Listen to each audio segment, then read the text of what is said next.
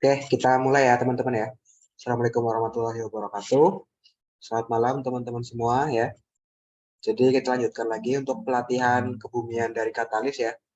Ini untuk pertemuan yang keempat, berarti di minggu keempat kita akan membahas tentang salah satu materi dari kebumian juga ya, yaitu bahasan tentang oceanografi ya. Kalau teman-teman yang udah pernah belajar, oceanografi ini pembelajaran tentang laut ya teman-teman ya, tentang hidrosfer begitu ya, tentang laut itu dipelajari di sini.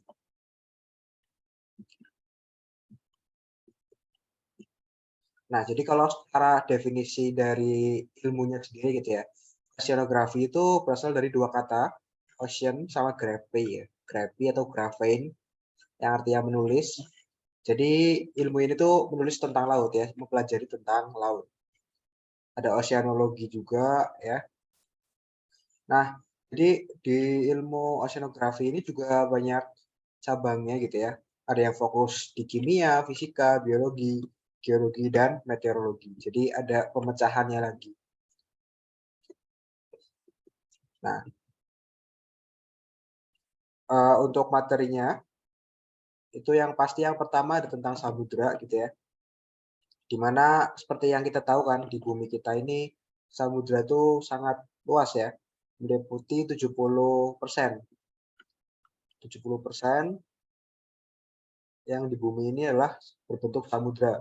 30%-nya baru berbentuk daratan gitu ya. Nah, jadi kalau misalkan benua gitu ya, itu kan daratan gitu ya. Nah, kalau samudra itu suatu sebenarnya itu samudra itu daratan juga ya, tapi mereka terisi oleh air asin ya, karena bentuknya kan negatif gitu ya, atau cekung gitu. Nah, dia terisi oleh air asin yang sangat besar ya, kemudian dia dibatasi oleh benua. Ya, jadi biasanya dibatasi oleh benua. Kayak misalkan Samudra Pasifik gitu ya, itu kan dibatasi oleh benua. Misalkan di sebelah timur, itu kan dia dibatasi oleh benua Amerika gitu ya. Di sebelah baratnya ada benua Asia, Australia. Jadi dibatasi oleh benua. Nah, samudra itu tubuh air asinnya. Kemudian eh, ada istilah cekungan samudra. Cekungan samudra itu cekungannya gitu ya. Jadi cekungan samudra kalau terisi air gitu ya, itu jadi samudra. Itu tempatnya di cekungan samudra. Nah, kemudian ada laut. Laut ini berbeda dengan samudra. Karena laut ini tubuh air asin juga gitu ya, tetapi dia lebih sempit, enggak seseluas seperti samudra ya. Kemudian secara kedalamannya juga dia lebih dangkal dibandingkan dengan samudra dan letaknya biasanya di tepi benua. Contoh-contoh laut yang ada di bumi kita ya, ada laut utara gitu ya, ada laut Cina Selatan. Laut Cina Selatan ini yang di utara Indonesia ya, yang masih jadi sengketa dari Cina gitu ya. Kemudian dengan negara-negara Asia Tenggara gitu kan. Kemudian ada laut Arafura gitu ya. Itu semuanya terletak di tepi benua. Tapi ada juga yang laut yang terkurung terkurung ya atau berhubungan dengan samudra. Contohnya kayak Laut Tengah ya. Laut Tengah itu dia terkurung. Kemudian ada laut-laut lainnya juga ya yang di tepi benua, misalkan kayak Laut Merah gitu ya. Laut Merah itu kan yang membatasi ya benua Afrika dengan benua Asia gitu ya. Ada Laut Hitam, Laut Karibia dan sebagainya. Kemudian ada istilah teluk. Nah, kalau teman-teman pernah belajar ya, ini sering sebenarnya di SMP ataupun SD gitu ya. Teluk itu untuk daerah ya, di mana yang lautannya itu menjorok ke darat ya. Artinya lautannya itu masuk ke daratan gitu ya. Nah, jadi nanti di situ biasanya dijadikan kayak dermaga gitu ya. Karena lautannya menjorok ke darat. Jadi dia tubuh air asin juga gitu ya, karena kan dia berhubungan langsung dengan laut ya ataupun samudra ya, tetapi dia menjorok ke darat gitu ya. Kemudian dia dibatasi tiga sisinya oleh daratan. Nah, jadi uh,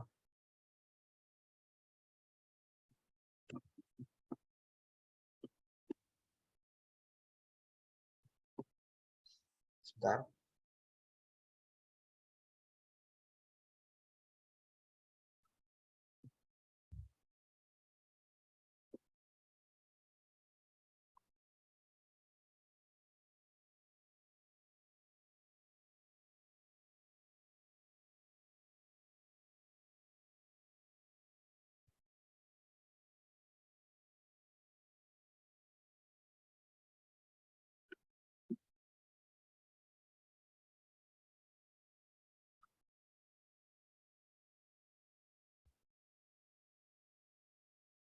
Nah, ini ya, jadi kalau untuk teluk ya, itu tubuh air asin juga, tapi dia eh, bagian laut yang menjorok ke darat. Jadi kalau misalkan kayak gini ya, misalkan ini ada daratan di sini ya. Nah, kemudian ada laut yang menjorok seperti ini ya. Nah, ini bagian laut yang menjorok. Lautannya kan di sini ya. Nah, tapi dia ada yang menjorok sampai ke dalam sini. Nah, ini adalah daerah teluk. Nah, ketiga sisinya ini dibatasi oleh benua ya atau daratan ya. Di sebelah sini, sama sebelah sini. Nah, ini tiga sisinya dibatasi oleh daratan. Nah, kalau suatu teluk nanti dia tuh tertutupi oleh sedimen gitu ya. Misalkan nanti ada sedimen input atau misalkan ada penghalang gitu ya yang menutupi jalur airnya masuk gitu ya. Nah, nanti air yang di sini kan tertutup ya atau terkunci atau terisolasi gitu ya di sini. Nah, nanti ini kita sebut sebagai lagun ya atau laguna. Nah, kemudian ada estuari. Kalau estuari itu adalah kawasan perairan ya. Biasanya letaknya di muara sungai yang dia itu dipengaruhi oleh pasang surut ya. Jadi misalkan ada sungai, nah di bagian muaranya di sini dia kan akan kontak langsung gitu ya dengan air laut gitu ya. Nah, nanti di sini tuh ada pengaruh pasang surut. Kalau misalkan air lautnya pasang kan dia akan semakin tinggi ya mencapai sini misalkan. Kalau surut dia di sini gitu. Nah, di sini dia akan bagian muara sungai di sini akan terpengaruh oleh pasang surut. Nah, wilayah di sini akan menjadi estuari. Di mana estuari ini nilai salinitasnya itu kurang ya atau lebih rendah dari air laut ya, tetapi lebih tinggi dari air sungai. Jadi kayak tengah-tengah ya, transisi gitu. Untuk nilai salinitasnya.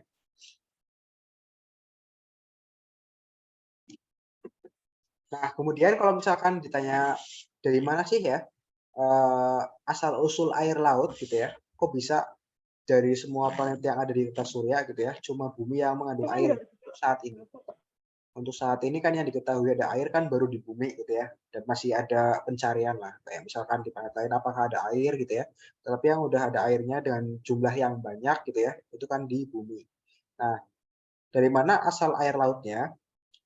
Nah, menurut teori yang berkembang gitu ya, yang paling kuat itu asal usul air laut itu berasal dari aktivitas vulkanisme. Jadi pada saat pembentukan bumi ya, pada 4,6 miliar tahun yang lalu, bumi kan terbentuk ya dari suatu awan nebula ya atau awan gas yang berpijar ya, kemudian berputar, kemudian dia memampat gitu ya, memampat, kemudian membeku ya menjadi planet kan, planet bumi. Nah, pada awal pembentukannya itu kan panas. Karena panas ya, mulai mendingin, tetapi karena panas itu aktivitas vulkanismenya kan tinggi ya, banyak letusan terjadi dan sebagainya ya. Karena bumi yang masih panas baru saja terbentuk gitu kan.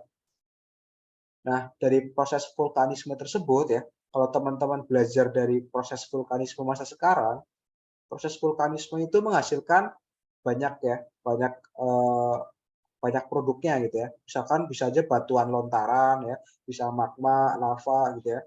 Nah, selain itu juga ada gas-gas ya. Ada gas CO, CO2 ya, dan gas yang lainnya gitu ya. Nah, ada juga gas H2O. Ya, jadi dari proses vulkanisme itu juga menghasilkan gas H2O ya atau uap air ya, air dalam bentuk uap. Nah, karena pada saat pembentukan itu vulkanismenya sangat masif gitu ya, sangat banyak proses vulkanisme. Nah, itu kan menghasilkan gas H2O ya atau uap air yang sangat banyak di atmosfer. Nah, karena semakin banyak uap airnya di atmosfer ya, yang akhirnya terjadi hujan pertama kali di bumi ya. Hujan pertamanya itu berlangsung jutaan tahun teman-teman ya. Sampai akhirnya mengisi cekungan-cekungan yang ada di bumi ya. Yang tadi kita pelajari disebut sebagai cekungan samudra gitu ya. Nah, itu dia terisi oleh air hujan tadi. Nah, kemudian setelah terisi ya karena hujannya berlangsung jutaan tahun ya, airnya membentuk air yang sangat banyak gitu ya. Akhirnya cekungan samudra tersebut terisi oleh tubuh air ya. Nah, akhirnya menjadi samudra seperti sekarang. Nah, itu teori yang paling ini ya, yang paling kuat gitu ya. Tapi ada juga teori yang lain, misalkan kayak ada juga air-air di bumi itu yang berasal dari benda ataupun material luar angkasa, misalkan kayak komet ya. Komet itu kan ada yang komposisinya kan air es ya, atau air dalam bentuk padat kan, dalam bentuk es. Nah, ketika komet yang komposisinya es itu dia masuk ke bumi gitu ya. Nah, itu mencair di bumi. Nah, itu bisa menambahkan air juga di bumi gitu ya. Tapi yang paling kuat teorinya itu dari aktivitas vulkanisme. Oke. Ada pertanyaan sampai sini? Kalau tidak ada, kita lanjutkan ya.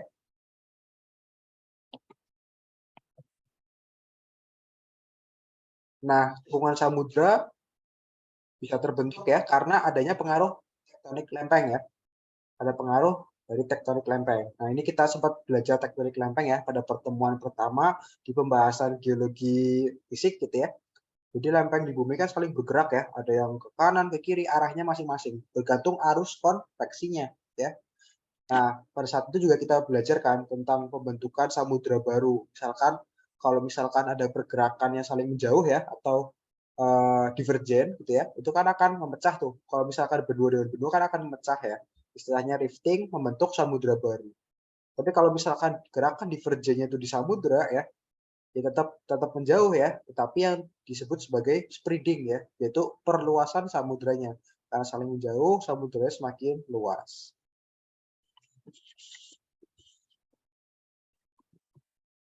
Nah, jadi bisa kita simpulkan ya bahwa laut baru itu dapat terbentuk karena pecahnya kerak benua ya, atau yang kita sebut sebagai rifting. Ketika ada gaya tadi ya, gaya yang saling menjauh gitu ya, atau kita sebut sebagai divergen, maka benua akan pecah ya. Terbentuk cekungan di bagian yang pecahnya itu. Nantinya kalau misalkan ada air hujan dan sebagainya akan membentuk laut. Jadi cekungan samudra itu tidak tetap ya posisinya, bisa bergerak, bergantung dari gerakan lempengnya. Ukurannya pun bisa berubah, bergantung dari gerakan lempengnya. Bisa semakin besar, meluas, ataupun semakin sempit. Nah, contoh samudra yang sedang membuka ya, atau yang sedang bertambah luas, itu contohnya di Samudra Atlantik.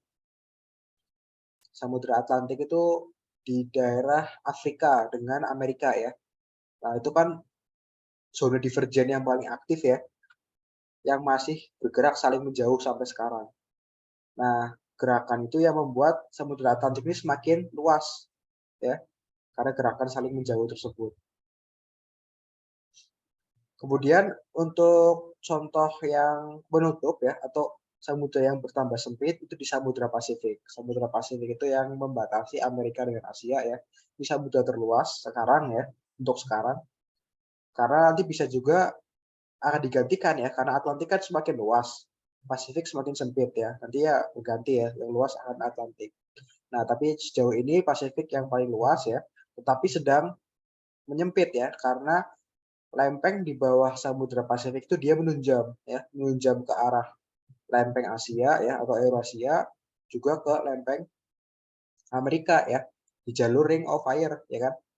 Karena lempengnya menunjam, lempengnya kan habis ya. Nanti lama-kelamaan samudranya akan menyempit ya. Itu di Samudra Pasifik. Nah, ini gambaran tentang pembentukan laut ataupun samudra baru ya. Jadi dari benua, kerak benua gitu ya. Lambang benua ketika dia mengalami pergerakan yang saling menjauh atau divergen, maka di tengahnya kan akan mengalami rifting ya, membentuk lembah reef ya atau reef valley. Reef valley di sini terbentuk, kemudian kalau semakin menjauh, maka semakin cekung gitu ya. Tapi terisi air membentuk samudra gitu ya. Jadi kalau semakin menjauh lagi akan semakin luas, seperti Samudra Atlantik yang sekarang. Nah, contohnya ya, yang Rift Valley ini di Afrika ya, di Afrika Timur itu sedang ada kejadian kayak gini. Jadi nanti kalau misalkan kalian bisa hidup jutaan tahun lagi gitu ya, kalian bisa melihat Afrika bakal terbelah jadi dua gitu ya. Nah, kalau untuk bentukan laut yang membuka seperti ini contohnya sedang terjadi di Laut Merah ya, yang memisahkan benua Asia dengan Afrika. Kalau ini tadi di Samudra Atlantik. Nah, kalau ini di zona konvergen tadi ya, kan ada laut gitu ya. Kalau zona konvergen itu saling mendekat gitu ya. Nanti lempengnya akan habis menunjam, menunjam ya. Akhirnya daratannya akan ketemu dengan daratan ya. Lautannya akan habis atau hilang. Ini yang kasus yang menyempit. Nah, kemudian dasar laut itu morfologi juga sama kayak di daerah daratan ya. Daratan kan ada gunung ya, ada lembah dan sebagainya. Nah, di dasar laut juga ada ya. Di mana morfologi dasar laut itu dibagi jadi dua ya. Tepi benua sama cekungan samudra. Tepi benua itu morfologi yang dia ini ya, maksudnya berdekatan dengan daratan gitu ya, daerah transisi. Kalau cekungan samudra itu udah di daerah laut yang dalam. Nah, untuk tepi benuanya sendiri dibagi jadi dua ya. Ada tepi benua yang aktif dan tepi benua yang pasif. Tepi benua itu bergantung dari aktivitas lempengnya ya di batas-batas tersebut. Kayak misalkan gini, misalkan nih aku gambarkan Pulau Sumatera ya di sini. Nah, Pulau Sumatera kan bagian dari lempeng Eurasia ya, lempeng Eurasia atau benua Asia. Jadi ini di daerah sini ya, ini adalah tepi benua ya kan. Ini kan masuk ke benua Asia ya, di daerah sini. Nah, ini kan tepi benua ya, tepi benua Asia. Nah, di daerah sini kebetulan ada gerakan konvergen ya. Kan ada lempeng Indo-Australia di sini ya, yang bergerak ke sini. Menabrak lempeng Eurasia ya. Dia menunjam di pantai barat Sumatera ya. Nah, artinya apa? Tepi benua di sebelah barat Sumatera ini ya, ini bersifat aktif. Karena tadi ya, ada penunjaman lempeng di daerah tepi benuanya. Akibatnya apa? Ya, di tepi benua yang aktif ini kegempaannya akan tinggi ya, karena ya sebagai tempat pertemuan lempeng gitu ya, pasti aktivitas gempanya akan tinggi. Vulkanismenya juga tinggi ya, karena daerah penunjaman lempeng yang menunjam akan meleleh ya, karena semakin dalam kan, itu menghasilkan magma, nanti magmanya keluar membuat vulkanismenya meningkat. Itu tepi benua aktif. Jadi tepi benua aktif itu intinya ketika ada benua gitu ya, di tepi benuanya tuh kalau dia merupakan tempat pertemuan lempeng ya, itu aktif ya. Gak peduli dia mau konvergen ataupun divergen gitu ya, yang saling menjauh gitu ya. Intinya kalau di tepi benuanya itu adalah tempat pertemuan lempeng, ini aktif. Ya. Nah, kalau tepi benua yang pasif, itu contohnya yang kayak di Afrika ya. Misalkan ada benua Afrika ya, aku gambarkan di sini. Nah, di tepi barat Afrika di sini ya. Di sini ya. Nah, ini tepi barat benuanya. Ini kan tepi benua ya. Tepi benua Afrika sebelah barat ya. Di sini bukan tempat yang aktif ya. Bukan daerah pertemuan lempeng. Pertemuan lempengnya kan di sini ya. Sudah divergen. Ini Samudra Atlantik ya. Di sini ada benua Amerika. Nah, pertemuan lempengnya di tengah-tengah Samudra Atlantik. Artinya apa? Tepi benua Afrika ini dia pasif ya. Bukan tempat pertemuan lempeng. Nah, sehingga apa? Kegempaannya rendah. Vulkanismenya juga rendah. Nah, itu dua tipe tepi benua. Ada yang aktif, ada yang pasif. Bisa dipahami ya sampai sini ya. Bisa, Kak. Oke, mantap. Kita lanjutkan ya. Nah, selanjutnya untuk morfologinya sendiri ya. Tadi kan kita berbicara morfologi dasar laut kan. Ada tepi benua kan sama cekungan samudra. Nah, tepi benua dibagi jadi aktif dan pasif. Di mana morfologinya pun berbeda ya. Untuk tepi benua yang aktif, morfologinya itu cuma dua. Paparan benua sama lereng benua. Ya, continental shelf sama continental slope. Tapi kalau yang tipe yang pasif ya, itu ada tiga. Continental shelf atau paparan benuanya ada ya. Lereng benua atau continental slope itu ada ya. Terus ada tambahan satu ya, tinggian benua atau continental rise. Nah, ini gambarnya seperti ini. Nah, bagian yang atas ini adalah bagian yang pasif ya. Ketika lempeng itu tidak ada yang menunjam ya. Ketika lempeng tidak ada yang menunjam atau daerah yang pasif gitu ya. Maka daerah tepi benua, dia akan terbagi morfologi jadi 3 ya. Yang pertama shelf di sini, continental shelf. Ini adalah paparan benua. Paparan benua itu maksudnya adalah masih bagian benua ya, tapi dia tergenang oleh air laut. Masih datar kan? Misalkan ini ada benua di sini. Ini perlahan-lahan ke arah laut ya. Nah, dia akan semakin turun kan, tapi dia pelan-pelan turunnya. Nah, kemudian mulai tergenang air kan di sini. Nah, ini adalah daerah paparan benua atau continental shelf. Ya. Kemudian nanti ada titik di mana dia itu langsung terjal yang kita sebut sebagai continental slope. Ya. Kemudian semakin dalam ke arah lautan nanti dia akan semakin melandai kembali ya, kayak continental shelf, tapi dia di kedalaman ya. Nah, ini namanya continental rise. Nah, jadi ada 3 ini. Kalau di daerah pasif ya, shelf, slope ya, atau ini paparan benua, ini lereng benua gitu ya. Ini rise ya, tinggian benua. Nah, kalau yang diaktif karena dia ada penunjaman lempeng gitu ya. Ini yang di bawah ya. Ini di bawah tuh lebih detail. Tapi gampangnya gini. Kalau di continental kalau di tepi benua yang aktif gitu ya. Continental shelf-nya itu masih ada gitu kan. Kemudian nanti ada slope yang tiba-tiba terjal gitu ya. Nah, tapi langsung datar setelah itu. Nggak ada continental rise-nya. Ya, karena apa? Daerah pertemuan lempeng. Ini di sini ada lempeng yang menunjam. Ya. Jadi setelah continental shelf ya, terus continental slope di sini. Nah, udah ya, nggak ada continental rise-nya. Itu di tipe tepi benua yang aktif.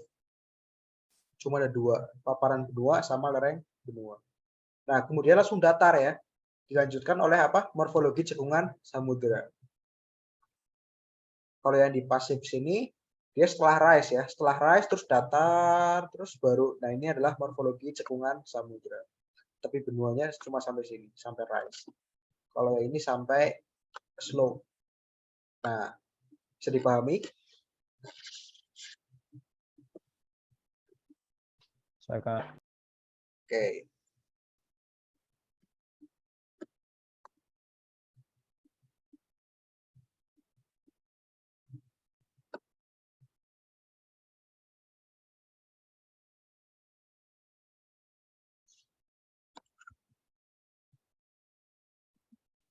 Nah, ini ya di sebelah sini.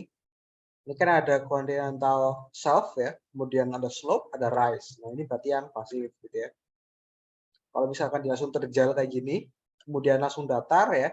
Nah, ini yang aktif. Nah, ini yang aktif juga ya. Continental shelf, daerah masih benua ya, tapi dia tergenang ya, paparan benua. Kemudian lereng benua, kemudian langsung datar. Daerah cekungan samudra ya. Cuma ada 2, ini yang aktif. Nah, ini tepi benua ya, shelf, slope sama rise. Nah, abyssal plain ini adalah morfologi cekungan samudra. Nah, untuk morfologi yang kedua yaitu cekungan samudra ya. Itu ada berapa? Ada banyak ya. Kita bahas satu ya. Yang pertama ada oceanic ridge atau pematang samudra. Morfologi ini tuh biasanya terbentuk di daerah rifting ya, atau di daerah zona divergen, zona lempeng yang saling menjauh. Ketika lempeng saling menjauh ya, ini di jalur tengahnya di sini ya. Di jalur tengah ini akan terbentuk celah ya, karena gerakannya kan saling menjauh. Magma bisa keluar lewat celah yang di tengah sini. Nah, kemudian membeku ya, membentuk punggungan-punggungan di tengah samudra ya, atau yang kita sebut sebagai pematang samudra. Nah, ini morfologi oceanic ridge. Ya. Kemudian yang kedua ya, yang termasuk morfologi cekungan samudra itu ada dataran abisal. Nah, dataran abisal itu yang paling gampang ya. Intinya daerah laut yang datar ya.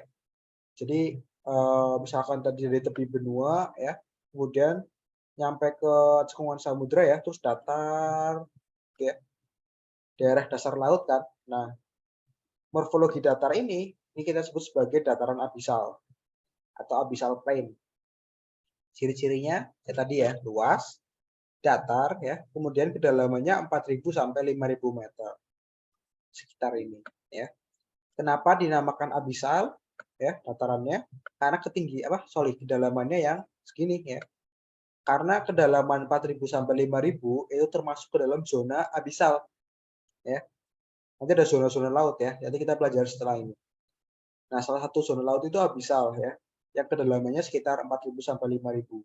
Makanya daerah datar ini dinamakan abisal ya, karena rata-rata laut ataupun samudra ya, lebih tepatnya ke samudra sih. Rata-rata samudra kedalamannya itu sekitar ini, 4 sampai 5.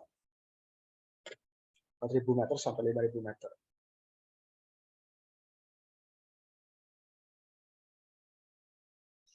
Nah, kemudian yang ketiga ada morfologi pulau terumbu ya, atau coral island. Coral island ini pulau terumbu gitu ya. Pulau terumbu itu terbentuk ketika ada gunung laut sebenarnya, Toshiman. Nah, gunung laut sendiri ini juga termasuk morfologi cekungan samudra ya. Jadi di daerah lautan ya, misalkan di dasar laut ya, ini kan ada zona dataran abisal gitu ya. Ada morfologi dataran abisal yang sangat luas. Nah, biasanya ada gunung laut ya. Laut itu ada gunung juga kan, karena ada aktivitas magma juga. Nah, gunung laut ini morfologi yang kita sebut sebagai siman ya, atau gunung laut. Nah, kalau puncaknya datar, misalkan di sini, ya. Nah, gunungnya itu tererosi, ya, puncaknya datar, kayak meja gini, ini namanya guyot. Kalau dia masih lancip, ya, itu namanya siman. Nah, ini berhubungan dengan pembentukan pulau terumbu, ya, atau coral island. Jadi kalau misalkan ada gunung di laut, ya, atau siman, misalkan dia muncul sampai ke atas laut, ya. Jadi saat terbentuknya pulau terumbu itu ada gunung yang sampai muncul di atas permukaan laut. Ini permukaan lautnya di sini. Nah, dia muncul ya. Terumbu kan hidup di daerah laut dangkal ya. Tentunya dia akan terbentuk di daerah sini. Di daerah sini. Ini kan dangkal ya. Nah, terumbu akan terbentuk di sini. Terus dia melingkari si gunungnya ya. Terumbunya. Nah, nanti ketika si gunungnya tererosi ya, tererosi lama-kelamaan jadi guyot ya, habis gitu ya. Nanti dia gunungnya jadi masuk ke dalam ya, dia nggak muncul lagi di atas permukaan laut. Nah, maka akan menghasilkan terumbunya doang ya. Terumbunya masih ada di atas lautnya, tapi gunungnya udah tererosi ke dalam. Nah, sisa terumbu-terumbu ini yang masih melingkar di atas lautnya, nah ini kita sebut sebagai pulau terumbu. Atau kita kenal namanya sebagai atol ya. Atol.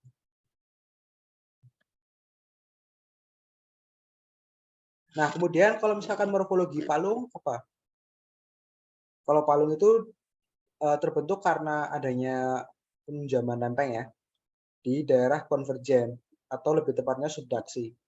Jadi kalau misalkan ada lempeng samudra ketemu lempeng benua kan samudra akan menunjam ke bawah ya. Karena dia lebih berat, densitasnya lebih besar gitu ya. Nah, di daerah penunjaman sini ya akan terbentuk palung ya. Palung itu zona laut yang paling dalam, teman-teman. Ya. Di mana palung paling dalam ya di bumi kita itu ada palung Mariana yang dalamnya 12 kilo. Ini di daerah pertemuan lempeng ya, zona konvergen biasanya.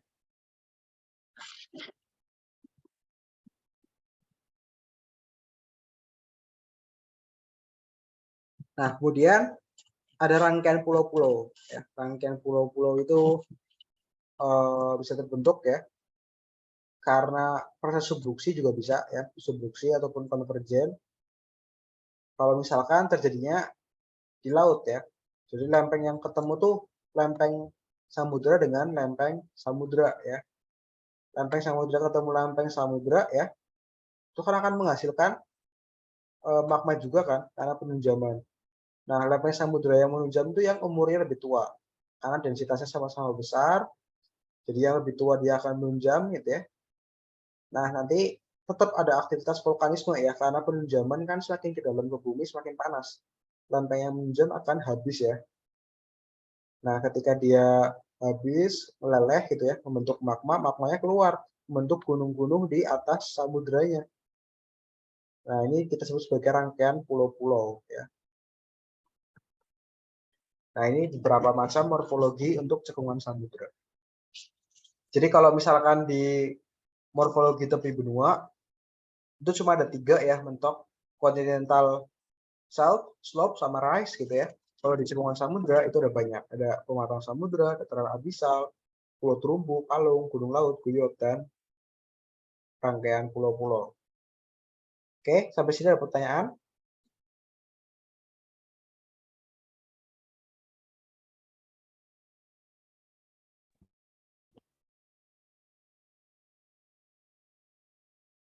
Aman nggak? Aman nggak? Oke, kalau begitu kita lanjutkan ya. Oke.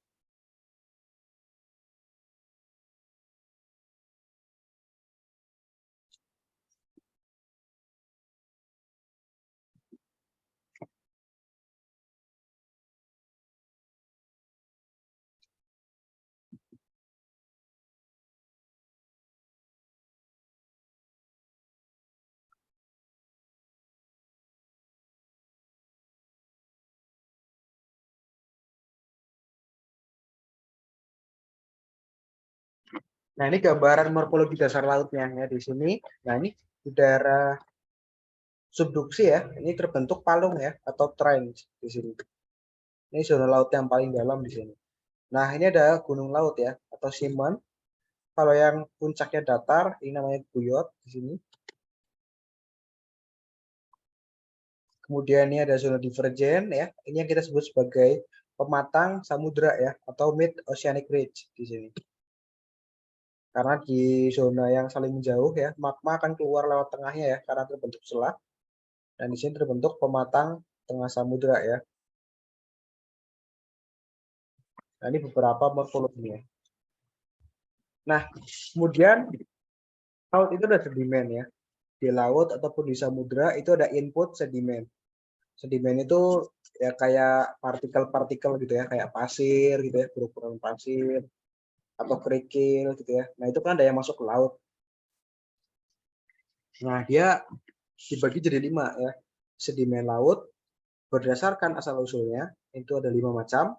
Yang pertama ada sedimen litogenik. Nah, sedimen litogenik itu sedimen yang masuk ke laut itu berasal dari pelapukan batuan yang ada di benua ya.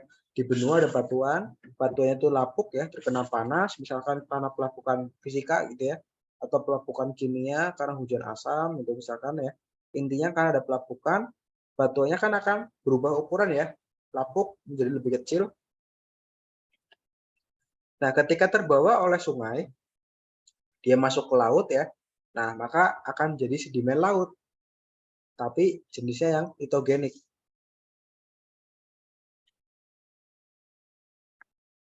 Jadi karena dia datangnya dari benua gitu ya, masuk ke laut melalui misalkan kayak tadi ya aliran sungai gitu ya, di daerah muara sungai.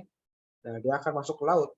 Sedimennya akan dinamakan sebagai sedimen litogenik karena materialnya berasal dari pelapukan batuan yang ada di benua. Kalau misalkan sedimennya itu berasal dari erupsi letusan ya, misalkan letusan gunung api ya, itu kan menghasilkan partikel-partikel juga ya. Ada yang batu misalkan ya, atau lava dan sebagainya. Nah, itu kalau masuk ke laut ya, maka sedimennya dinamakan sebagai sedimen vulkanogenik akibat dari erupsi letusan gunung api. Kemudian kalau sedimennya itu berasal dari aktivitas organisme ya, misalkan binatang-binatang ataupun biota laut ya, yang melakukan ekskresi ya atau pembuangan kotoran gitu ya, itu kan akan menghasilkan sedimen ya. Nah, itu akan dinamai sebagai sedimen biogenik. Atau misalkan untuk biota laut yang mati. Biota laut yang mati kan akan menghasilkan badannya gitu ya. Misalkan cangkangnya ataupun bagian tubuhnya gitu ya. Nah, itu kan akan menghasilkan sedimen biogenik juga ya kalau suatu organisme mati di laut. Kemudian ada sedimen hidrogenik. Sedimen hidrogenik itu berasal dari reaksi kimia inorganik ya yang ada dalam air. Jadi di dalam air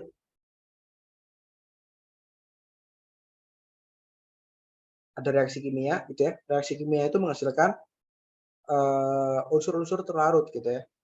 Nah, ini masuk ke sedimen hidrogenik. Kemudian yang terakhir ada sedimen kosmogenik.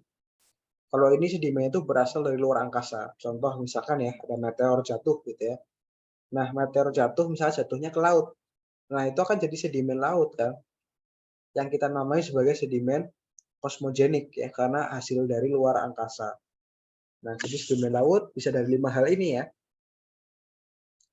Ada litogenik, vulkanogenik, biogenik, hidrogenik, dan kosmogenik. Oke, sampai sini ada pertanyaan? Nggak ada pertanyaan, Kak. Paham. Oke, kalau aman ya, kita lanjutkan. Setelah pembahasan samudra dan morfologinya ya, kita lanjutkan ke pembahasan air laut. Jadi secara spesifik ya, kita belajar tentang air laut. Sebentar.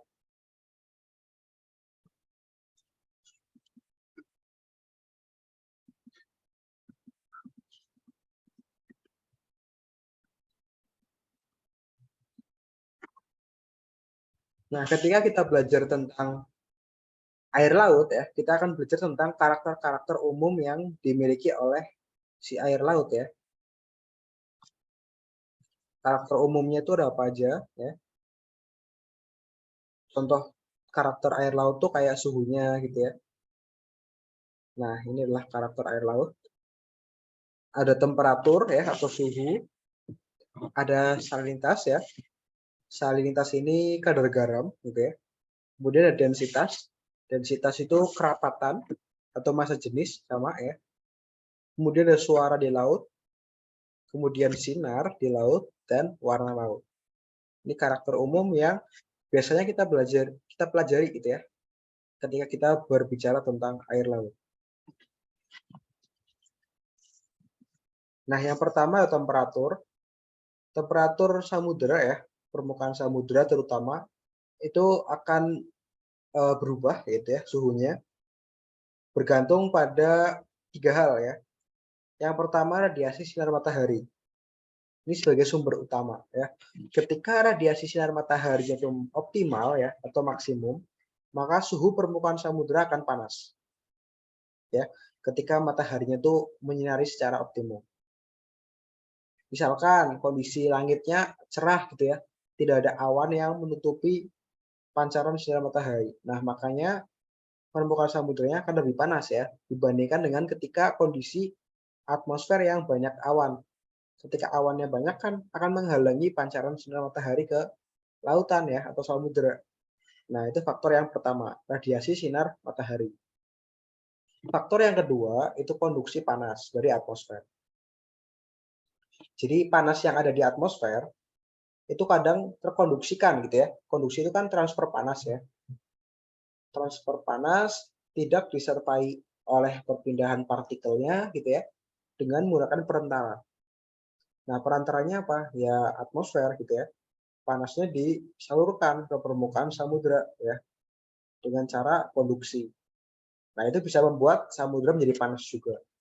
Kemudian yang ketiga ya, pemanasan samudera bisa disebabkan oleh kondensasi uap air. Ya.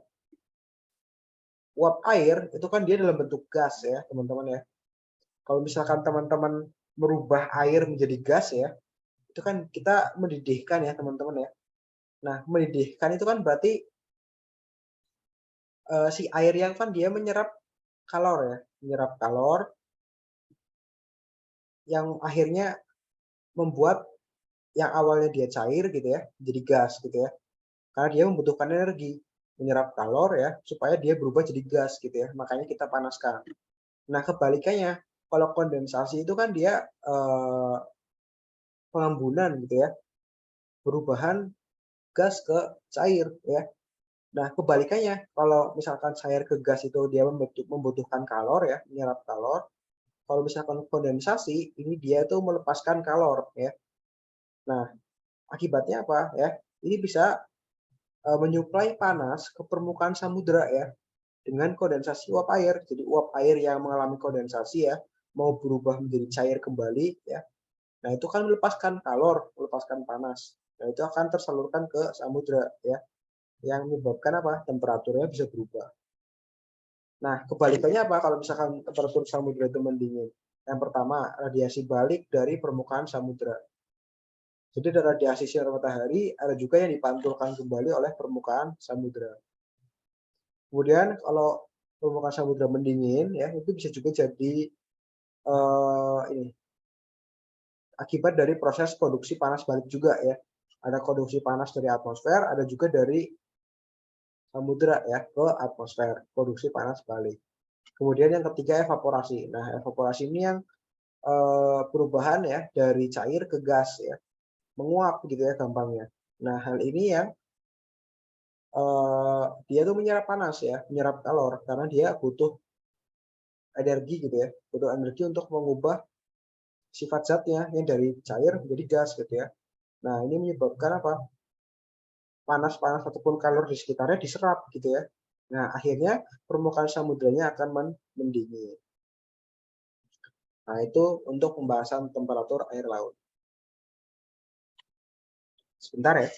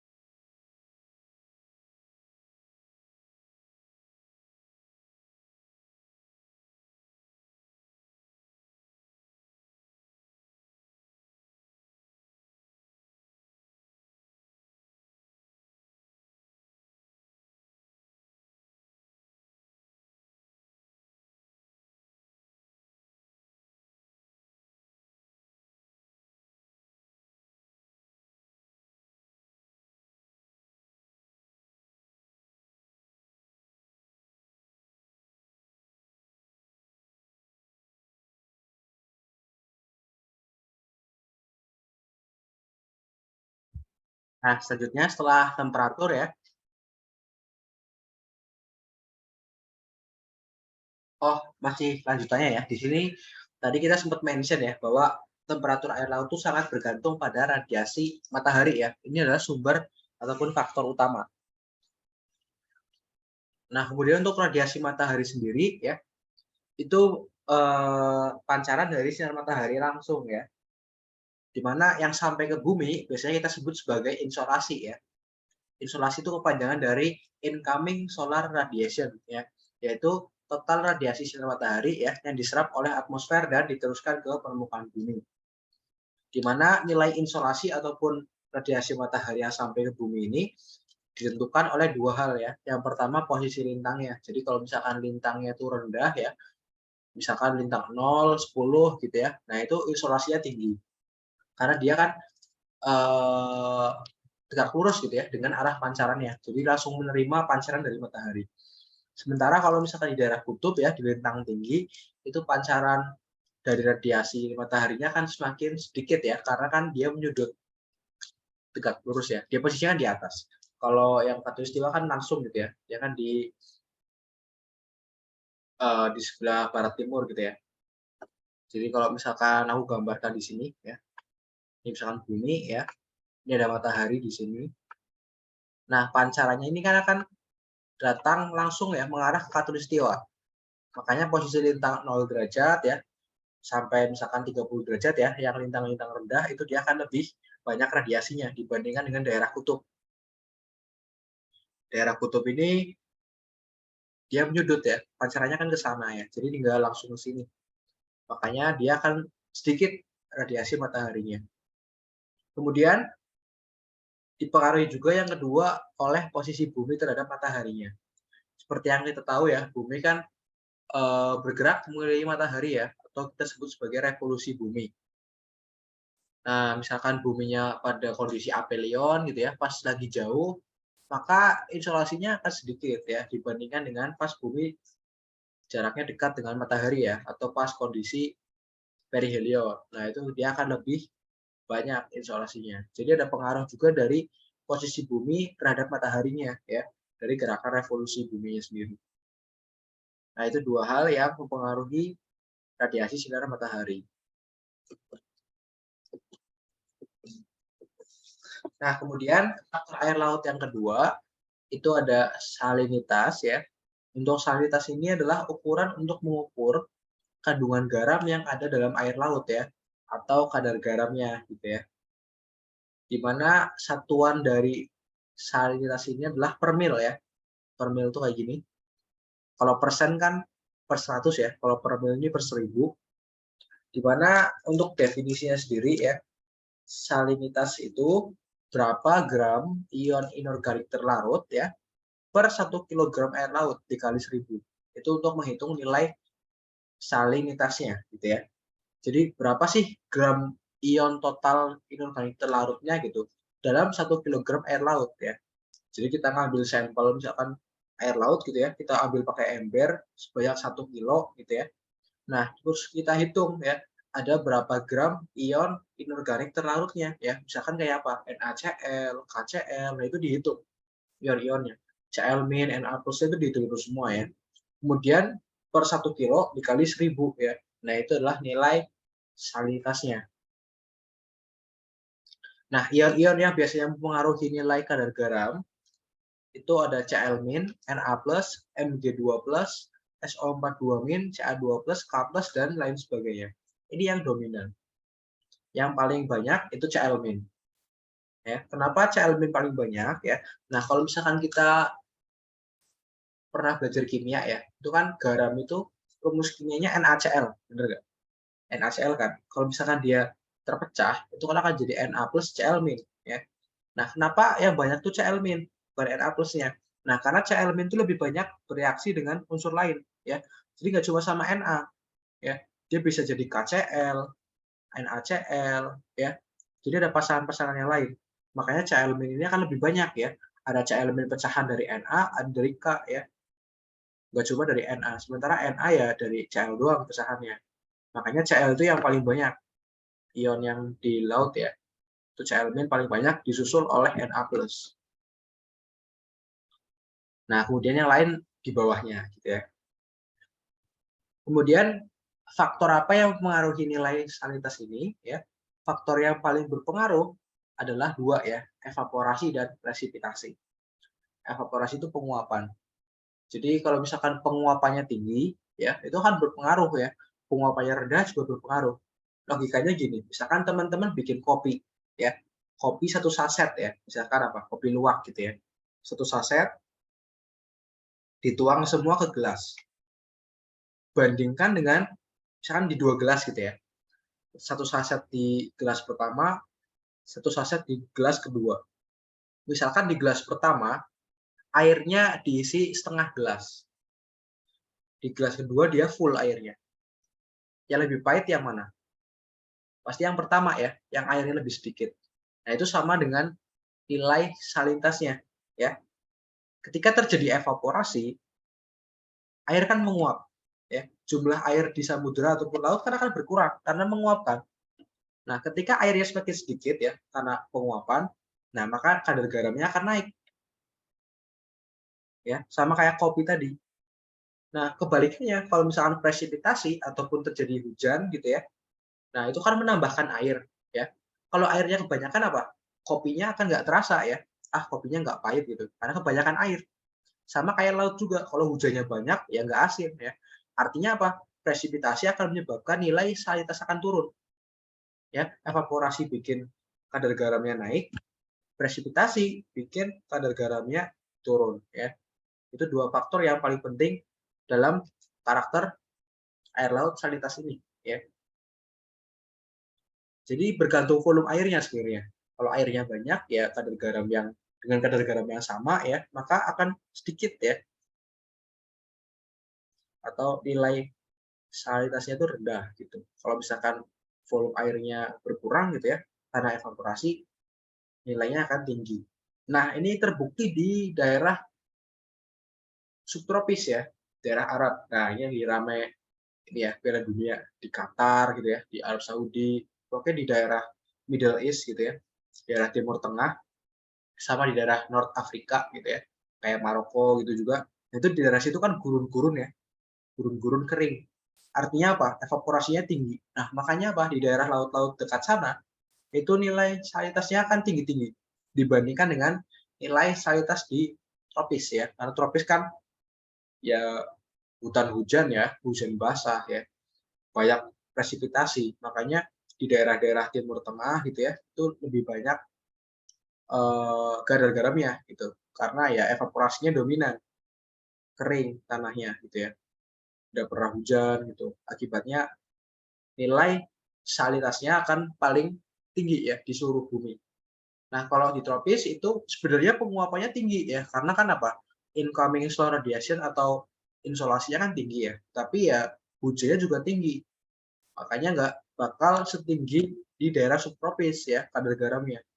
Nah, kalau di kutub gimana? Di kutub paling rendah ya, karena tidak ada evaporasi ya. Sementara airnya banyak ya, bisa dari pencairan es dan sebagainya. Makanya di kutub itu paling rendah nilai salinitasnya. Gitu ya. Bisa dipahami sampai sini?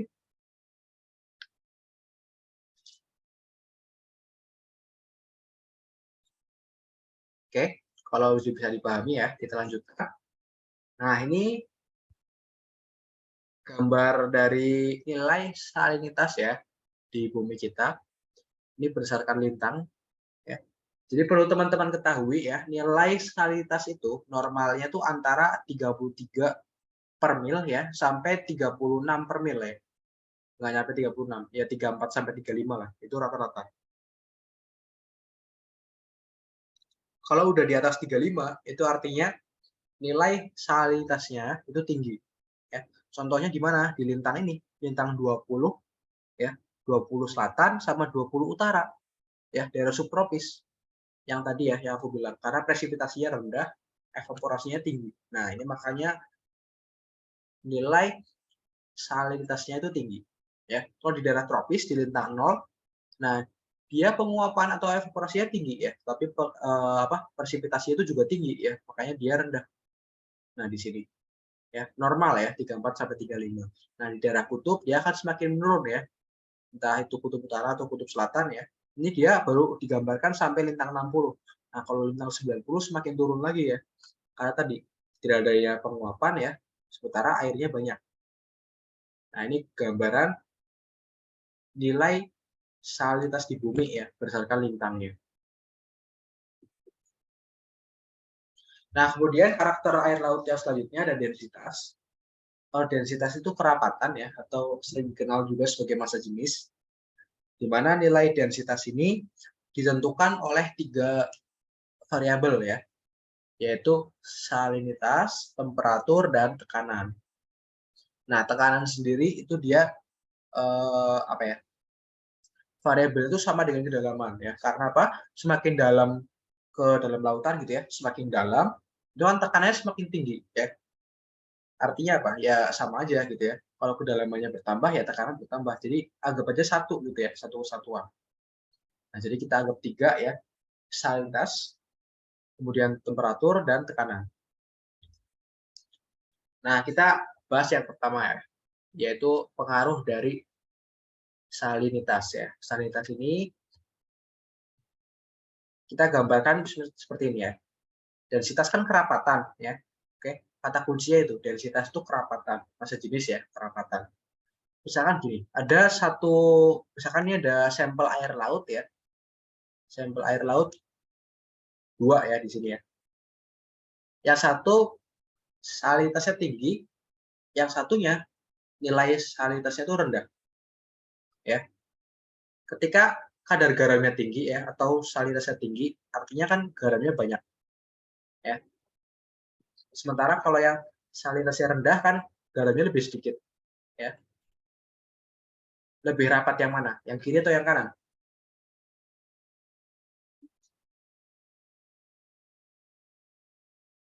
Ada yang tahu? Yang ini, yang kiri atau yang kanan?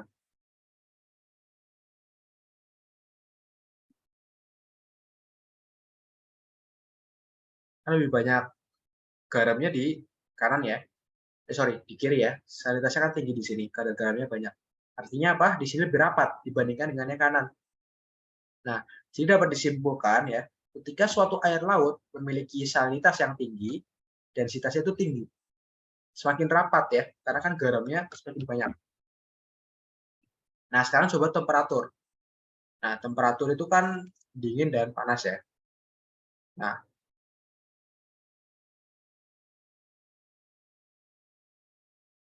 dengan jumlah partikel air yang sama, ya, kalau panas kan dia mengembang, ya. Kalau dingin kan dia menyusut, ya. Dengan partikel yang sama, yang menyusut kan akan membuat partikelnya lebih rapat, ya nggak? Makanya kalau densitas itu nilainya akan semakin tinggi justru ketika temperaturnya turun, ya. Jadi dia berbanding terbalik. Kalau salinitas kan dia berbanding lurus ya. Salinitasnya tinggi, densitasnya tinggi. Tapi kalau temperatur enggak, temperatur turun justru densitasnya yang tinggi. Nah, kalau temperaturnya tinggi, densitasnya malah turun ya. Berbanding terbalik ya. Nah, kalau tekanan itu ya sama ya. Kalau dia ditekan, tekanannya tinggi ya, densitasnya ya akan tinggi. Semakin rapat ya karena ditekan. Artinya apa? Berbanding lurus ya. Tekanan tinggi, densitasnya akan tinggi. Sementara kalau tekanannya rendah, dia akan mengembang ya, karena nggak ada tekanan kan, densitasnya akan rendah juga. Jadi berbanding lurus. Sama dengan salinitas. Nah, itu variabel yang mempengaruhi densitas. Nah, kalau kedalaman sama kayak tekanan ya. Jadi semakin dalam densitasnya semakin tinggi. Oke.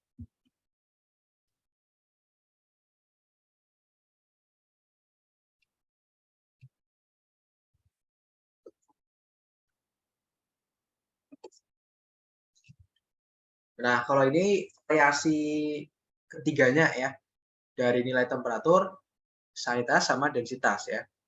Berdasarkan posisi lintangnya ya. Nah, tadi yang gambarnya M ini ya, ini kan kita udah sempat bahas tadi ya. Yang M ini dia yang menggambarkan nilai kadar garam ya. Di mana yang di tengah ini kan dia turun ya di ekuator, puncak itu ada 2 ya, di lintang subtropis atau lintang menengah utara dan selatan gitu ya. Kemudian utara kutub kan turun gitu ya. Nah, kalau yang bentuknya cekung, ini densitas teman-teman ya. Di mana di ekuator densitas itu sangat rendah. Sementara di kutub densitas sangat tinggi. Nah, ini karena faktor suhu ya. Di kutub kan suhunya rendah. Nah, tadi kan berbanding terbalik ya, ketika suhunya rendah densitasnya tinggi. Makanya bentukannya seperti ini, cekung ya garisnya. Di ekuator densitas paling rendah, paling tinggi di kutub. Sementara kalau temperatur itu yang menggunung ya, karena apa? Di ekuator insolasinya paling tinggi. Jadi temperaturnya akan paling tinggi di ekuator ya, yang rendah di daerah kutub. Karena insolasinya sedikit. Nah, ini kurvanya gitu ya, grafiknya. Jadi kalau misalkan teman-teman di soal dikasih grafiknya doang, teman-teman udah bisa tahu ya. Misalkan yang menggunung ini apa variabel apa? Oh, temperatur ya. Karena apa? Ekuator ya di tengah. Yang meninggi itu di tengah ya. Kalau misalkan bentuknya kayak M itu salinitas. Kalau bentuknya cekung ya itu yang densitas.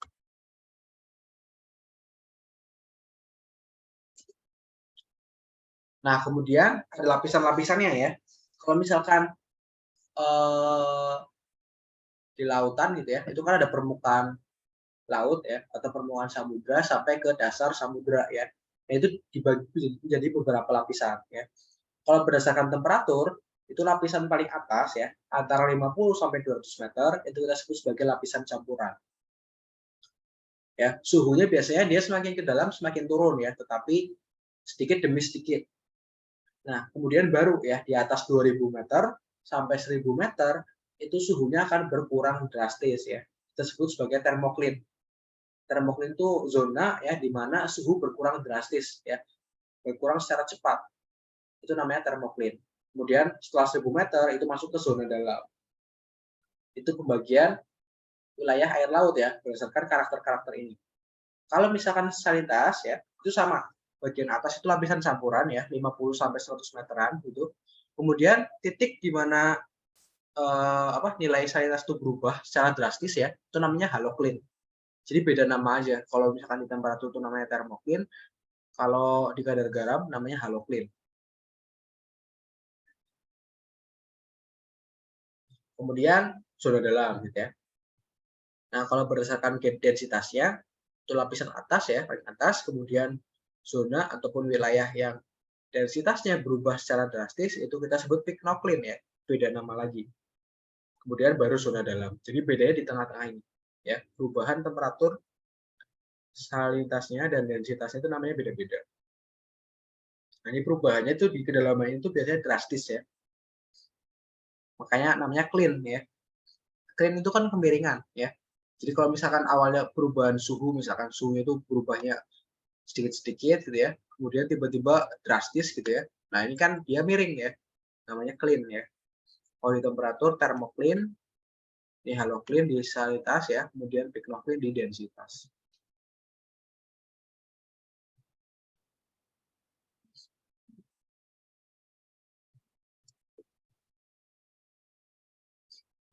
Nah, ini ada ilustrasi thermocline ya. Ini sering berapa kali keluar ya di soal OSK ataupun di tingkat provinsi ya. Ini perlu kalian pelajari ya. Jadi thermocline itu kan tadi ya pembagian zona laut berdasarkan temperaturnya. Dia berdasarkan temperaturnya ini dibagi lagi. Jadi dari seluruh permukaan bumi gitu ya, dibagi jadi 3 ya. Ada daerah lintang menengah, lintang rendah ya atau khatulistiwa sama lintang tinggi. Nah, yang gambar A ini adalah gambar thermocline di daerah lintang yang menengah gitu ya. Nah, kalau teman-teman sering lihat drama Korea ya. Nah, ini pasti yang cewek-cewek suka ya. Atau misalkan yang nonton anime ya, Jepang gitu. Itu kan pasti ada 4 musim ya, daerah-daerah lintang menengah. Ada musim dingin, musim gugur, musim panas ya, musim semi gitu ya. Nah, akibatnya apa? Thermocline-nya ada 2 garisnya. Nah, ini gampang ya. Ciri-cirinya ada 2 garis. Ada thermocline pada saat musim dingin, ada thermocline yang di musim panas ya, ada 2. Bedanya apa? Di sini di atasnya. Ya, ini kan kedalaman ya, dari 0, 500, 1000, 1500. Ini kan semakin dalam ya. Nah, di zona dalam ini dia sama ya. Mau musim dingin, musim panas, zona dalam itu sama, garisnya 1. Nah, tapi kalau misalkan di daerah permukaan, ini beda ya. Kenapa? Ya tadi bergantung musim. Kalau musim dingin, permukaannya ikut dingin ya. Makanya garisnya dia sampai sini doang, sampai angka 10 ya. Tapi kalau musim panas, kan pemanasan mataharinya di permukaan laut tinggi ya. Nah, makanya suhu di permukaannya juga naik. Makanya garisnya jadi mecah ke sini ya. Jadi kalau misalkan summer ya atau musim panas yang dipakai itu termoklinnya yang sebelah sini, kalau winter sebelah sini. Nah, jadi kalau misalkan teman-teman dikasih gambar thermocline ada 2 cabang ya, itu udah pasti di lintang menengah. Nah, kemudian yang B. Yang B ini kondisi thermocline di lintang rendah ya atau di daerah khatulistiwa. Di mana garisnya cuma 1 ya. Ada mixed layer atau lapisan campuran ya tadi ya, ya dari 0 sampai 200 kan. Kemudian setelah itu ada thermocline, daerah di mana suhu berkurang drastis ya, di sini melengkung dengan sangat terjal ya, daerah thermocline-nya, kemudian dilanjutkan oleh zona dalam. Nah, ini di daerah khatulistiwa, di mana thermocline itu tetap seperti ini, lokasinya di sini. Nah, kemudian yang terakhir di daerah kutub ya, di daerah kutub ini thermocline-nya hampir sangat-sangat tipis di sini ya, ini thermocline-nya. Jadi dari suhu permukaan langsung thermocline, kemudian langsung zona dalam ya. Suhunya kan dingin ya. Jadi gambarnya kayak gini ya. Paling beda ya. Dia mendekati 0. Mendekati 0 derajat suhu lautnya ya. Mungkin yang beda di permukaannya doang. Permukaannya agak panas dikit. Enggak panas juga sih di bawah 5 derajat ya. Nah, tapi beda dikit lah. Di bawahnya tuh mendekati 0 semua. Nah, ini di daerah kutub. Oke. Bisa dipahami?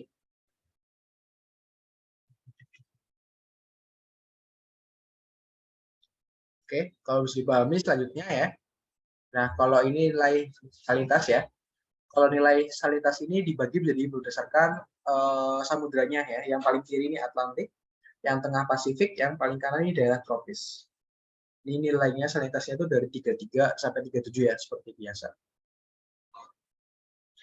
di daerah high latitude ya atau di lintang tinggi, nilai salinitas itu akan turun. Kalau misalkan di daerah lintang rendah atau khatulistiwa dia akan tinggi. Nah, ini densitas. Nah, kalau densitas itu dia paling tinggi di kutub ya, karena kan dingin. Temperatur dingin, densitasnya tinggi. Nah, ini yang paling kanan, ini kutub.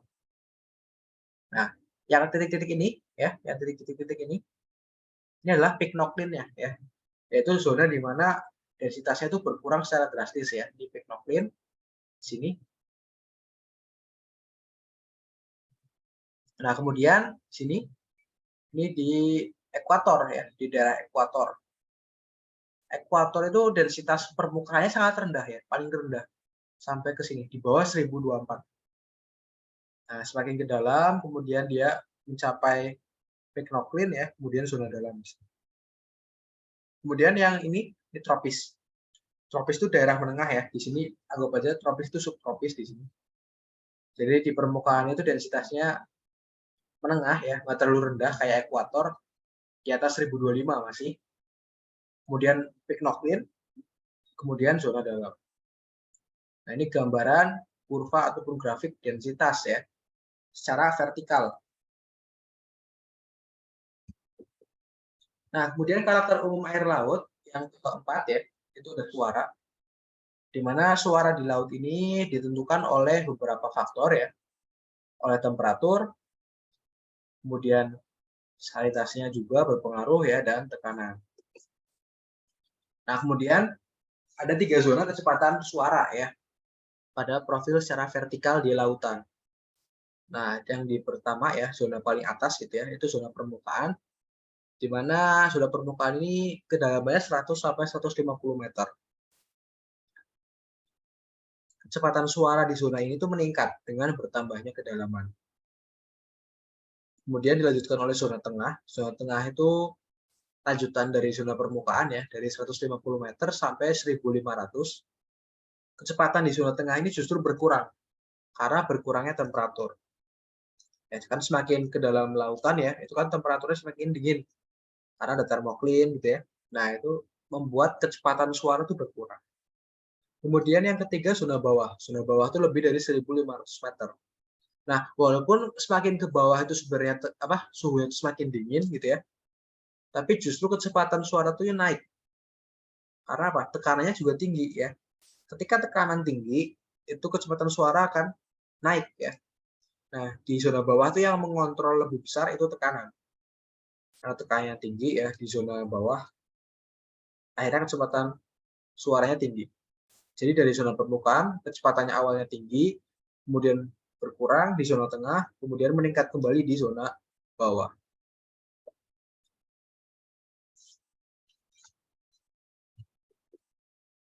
Nah, ini contoh penggunaan suara ya di laut. Bisa untuk menentukan kedalaman, menentukan objek-objek, misalkan di bawah itu misalkan ada kapal karam ya, atau mau mencari pesawat yang crash gitu ya, atau pesawat yang jatuh itu bisa pakai suara gitu ya. Namanya sonar ya alatnya. Nah, kemudian yang kelima ya, karakter umum air laut ada sinar laut atau penetrasi sinar gitu ya. Sinar matahari yang ke laut itu ditentukan oleh yang pertama tutupan awannya ya. Ketika awannya banyak, maka matahari itu susah lewat ya. Sehingga apa? Penetrasi sinar di lautnya akan sedikit. Karena apa? Terserap oleh awannya duluan, karena awannya kebanyakan gitu ya. Jadi itu faktor yang pertama, tutupan awan. Kalau awannya nggak ada, nah itu matahari akan sangat mudah berpenetrasi ya di air lautnya, karena nggak ada penghalang awan. Nah, yang kedua, sudut inklinasi matahari. Nah, ini sama kayak faktor yang suhu tadi ya, di mana di daerah khatulistiwa itu kan sorotan dari sinar matahari kan langsung datang lurus gitu ya. Nah, itu maka penetrasi sinarnya di daerah khatulistiwa akan semakin tinggi ya dibandingkan dengan daerah kutub karena dia menyudutkan. Kemudian yang ketiga, banyaknya material inorganik yang tersuspensi. Jadi kalau semakin banyak material inorganik yang tersuspensi, itu penetrasi sinarnya semakin susah ya. Contohnya misalkan pasir ya, atau sedimen gitu. Lautan yang terkontaminasi oleh sedimen atau pasir akan susah masuk sinar mataharinya ya. Misalkan gini, dan lautan yang sedimennya banyak, warnanya coklat pasti ya, keruh. Karena apa? Sedimennya banyak, warnanya keruh gitu ya. Nah, jadi kalau ada sinar matahari datang ya, mau masuk ya, itu nabrak ke sedimen-sedimen yang layang-layang di airnya gitu ya. Tertutupi oleh sedimen yang tersuspensi, makanya akan berkurang penetrasi sinarnya. Bedakan dengan misalkan laut yang sedimennya itu nggak ada ya, jernih gitu misalkan, nggak keruh ya. Nah, maka penetrasi sinarnya akan semakin mudah. Kemudian yang keempat, itu ada densitas populasi organisme plankton. Nah, organisme plankton itu organisme ataupun biota laut ya. Sebenarnya plankton itu dia akan terbentuk ya, atau populasinya akan semakin banyak ketika sinar matahari yang datang itu cukup ya. Tapi ketika sinar mataharinya banyak ya, planktonnya itu akan membludak ya, overpopulate ya, kebanyakan. Yang akhirnya apa? Justru ketika mereka kebanyakan, mereka itu menutupi sinar matahari yang datang kemudian ya. Yang awalnya sinar mataharinya banyak, planktonnya kebanyakan, itu dia kayak menjadi material yang tersuspensi juga ya, menutupi sinar matahari yang masuk. Nah, makanya kalau semakin rapat ya populasi planktonnya, itu akan mengurangi sinar yang masuk juga ya. Nah, biasanya istilah overpopulate plankton ini disebut sebagai blooming algae gitu ya, kalau yang pernah dengar. Jadi suatu peristiwa di mana plankton itu semakin banyak gitu ya. Nah, itu mengurangi penetrasi sinar matahari ke dalam laut. Nah, berdasarkan penetrasi cahayanya, nanti zona laut akan dibagi menjadi beberapa zona ya. Sebenarnya ada 3 zona ya. Di sini cuma 2, nanti aku tambahin 1 ya. Nah, yang pertama itu ada zona eufotik. Zona eufotik itu dari 0 sampai 160 meter. Zona ini tuh zona yang penetrasi cahaya itu banyak ya. Sehingga apa? Dapat terjadi fotosintesis oleh tumbuhan-tumbuhan yang hidup di laut ya, yang berklorofil tentunya. Jadi bisa terjadi proses fotosintesis karena penetrasi sinarnya banyak. Ini di kedalaman yang dangkal ya, sampai 160 meter. Ini kita sebut sebagai zona eufotik. Kemudian ada zona afotik. Zona afotik itu zona yang paling dalam ya, sampai dasar. Di mana fotosintesis itu hampir tidak terjadi ya. Karena apa? Ya karena matahari ataupun sinarnya itu nggak sampai ke dalam. Nggak sampai zona afotik. Jadi zona afotik itu gelap. Ya. Bahkan untuk biota-biota laut yang hidup di zona afotik ya, di daerah-daerah yang dalam ya, misalkan di Palung gitu ya. Itu rata-rata organisme itu justru menghasilkan cahaya sendiri ya. Contohnya kayak ikan lentera, ubur-ubur gitu ya. Jadi mereka tuh benar-benar gelap hidupnya ya. Cahayanya dari badan mereka sendiri. Itu zona afotik. Jadi karena nggak ada cahaya, fotosintesis pun nggak bisa terjadi. Nah, kemudian yang ketiga ada zona diskotik ya. Zona diskotik ini zona yang transisi ya, atau di tengah-tengah. Jadi di antara zona eufotik dan afotik itu ada zona diskotik. Nah, daerah diskotik ini ciri-cirinya apa ya? Jadi nggak sebanyak eufotik ya. Penetrasi sinyal itu nggak sebanyak eufotik, jelas ya, karena dia kan di bawah eufotik. Tetapi masih bisa dapat digunakan untuk fotosintesis. Nah, itu bedanya dengan afotik. Kalau afotik itu kan sama sekali nggak bisa ya untuk terjadinya fotosintesis. Kalau diskotik itu masih bisa. Walaupun memang penetrasi cahayanya sedikit. Jadi dia di daerah transisi antara eufotik dan afotik. Itu ada difotik. Oke.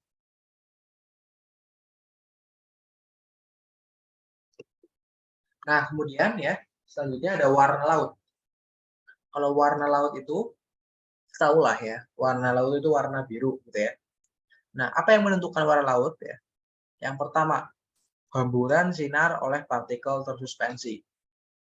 Jadi kalau ada partikel tersuspensi ya, ada beberapa partikel-partikel tertentu yang memberikan kesan warna tertentu di laut, ya. Misalkan kayak fosfor gitu. Nah, fosfor itu bisa memberikan warna merah, ya, dan lain sebagainya. Kemudian warna laut yang kedua, ya, karena refleksi warna langit. Warna langit kan biru, ya.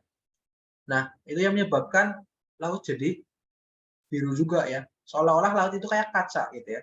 Refleksi warna langitnya. Makanya kebanyakan warna laut itu biru. Kemudian yang ketiga ada sifat material yang tersuspensi. Nah, misalkan material yang tersuspensi itu sedimen, ya. Sedimennya banyak, pasir, ya, kerikil dan sebagainya. Itu kan akan menyebabkan apa? Warna lautnya jadi coklat, ya, keruh. Nah, itu bisa merubah warna laut juga, sifat materialnya. Kemudian misalkan sifat materialnya, misalkan contohnya di bawahnya, ya, di dasar lautnya itu es. Laut-laut di daerah kutub. Itu kan di bawahnya kan es. Warnanya putih, ya enggak? Warna lautnya akan putih juga, ya, karena di dasarnya kan es. Kemudian yang terakhir kedalaman perairannya. Semakin dalam, warna biru lautnya itu akan semakin gelap, ya. Biru itu biru gelap. Semakin dangkal birunya akan biru yang biru langit gitu, ya, biru yang terang. Jadi ada faktor kedalaman perairan yang menyebabkan warna lautnya berubah gitu, ya.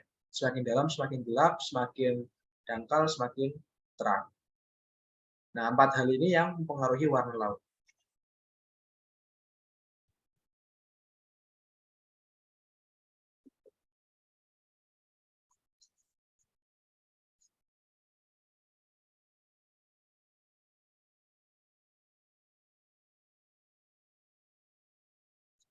Nah, ini contoh gambar real, ya, gambar realnya.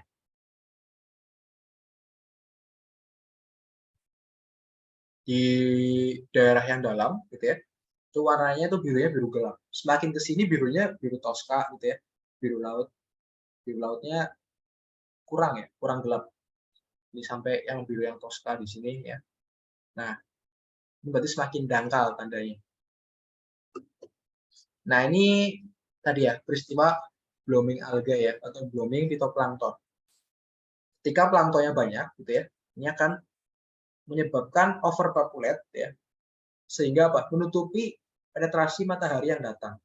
Jadi matahari yang datang tuh jadi susah, ya. Sinarnya itu masuknya susah. Jadi dia berpengaruh terhadap kemampuan penetrasi sinar matahari. Nah, kemudian, ya, yang selanjutnya ada komposisi kimia air laut. Tentunya air laut juga punya komposisi kimia, ya. Dibagi jadi 3, ada unsur-unsur inorganik, kemudian unsur organik, dan yang terakhir gas terlarut. Nah, untuk unsur-unsur inorganik itu terbagi jadi 3, ya. Yang pertama ada unsur mayor. Unsur mayor ini jumlahnya lebih dari 100 ppm. Atau lebih dari 100 mg per liter gitu, ya. 100 ppm itu part per million, ya. Jadi berapa bagian per juta. Nah, itu 100 bagian gitu, ya. Atau gampangnya 100 mg per liter. Nah, yang termasuk unsur mayor, ya, yang kandungannya lebih dari 100 ppm itu ada Cl, ya. Nah, ini Cl kan yang paling banyak tadi kan. Karena dia garam kan. Cl ini paling banyak. Cl dilanjutkan oleh Na, SO4, Mg, Ca dan K. Itu unsur-unsur mayor. Kemudian unsur minor itu dia lebih dari 1 ppm tapi kurang dari 100 ppm. Jadi dia di bawah mayor, ya, kandungannya. Contohnya apa? Br, ya, bromin, kemudian karbon gitu, ya, strontium, boron, silikon, ya. Itu yang masuk ke unsur minor. Kemudian yang terakhir trace elemen. Atau dalam bahasa Indonesia sering disebut sebagai unsur jejak, ya. Karena apa? Dia hanya jejak doang, kandungan itu sangat sedikit, kurang dari 1 ppm. Sangat sedikit, ya. Contohnya apa? Nitrogen, litium, rubidium gitu, ya. Iodin, ferum, zinc gitu, ya. Nah, itu masuk ke elemen jejak atau trace elemen. Ini yang inorganik, ya. Rata-rata unsur-unsur inorganik ini, ya, yang menyusun garam gitu, ya. NaCl, MgCl, HCl dan sebagainya. Garam-garam ini, ya, yang menyebabkan unsur inorganiknya itu banyak. Nah, kalau yang kedua yang unsur organik itu pasti ya berhubungan dengan makhluk hidup, karena organik ya. Bisa berasal dari proses fotosintesis, bisa dari ekskresi organisme, dan yang ketiga dari hancuran organismenya ya, yang mati. Nah, yang termasuk ke kelompok organik ini ya, itu ada nitrat dan ada fosfat ya. Nah, gampangnya itu ini, nutrien ya. Nutrien itu masuk ke dalam unsur organik, nitrat dan fosfat. Karena mereka dihasilkan dari proses organisme ya. Nah, kemudian nitrat dan fosfat ini juga sebagai sumber makanan ya, atau sumber karbohidrat bagi biota laut. Kalau misalkan tumbuhan di daratan gitu ya, mereka kan menyerap unsur zat hara gitu ya di dalam tanah, kemudian air gitu ya, untuk berfotosintesis. Nah, kalau tumbuhan-tumbuhan di laut itu dia menyerapnya ini nitrat dan fosfat. Karena ini diperlukan ya sebagai karbohidrat, untuk pembentukan karbohidrat ya melalui fotosintesis. Karena proses fotosintesis itu kan akan menghasilkan karbohidrat ya dan oksigen gitu ya. Nah, mereka membutuhkan ini, nitrat dan fosfat. Kemudian unsur organik yang ketiga itu silikat. Kenapa ini silikat disebut unsur organik ya? Karena dia sering sebagai pembentuk cangkang organisme ya. Misalkan kayak hewan-hewan diatome ya atau skeleton pada protozoa ya, cangkang-cangkang itu terbentuk dari silikat. Cangkang yang melindungi binatang-binatang tersebut gitu ya. Makanya silikat ini masuk ke dalam kategori unsur organik.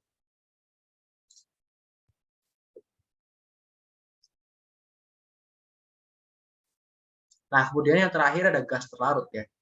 Kalau gas terlarut yang ada di lautan gitu ya, yang ada di samudra gitu ya, itu ada gas utama, itu nitrogen, N2 gitu ya, oksigen, O2, kemudian karbon dioksida, CO2, dan hidrogen sulfida, H2S. Yang paling banyak ya, kandungannya di laut.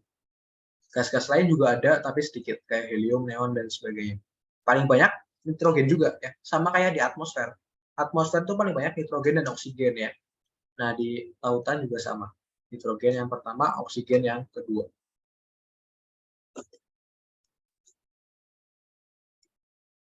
Nah, kemudian dilanjutkan oleh karbon dioksida ya.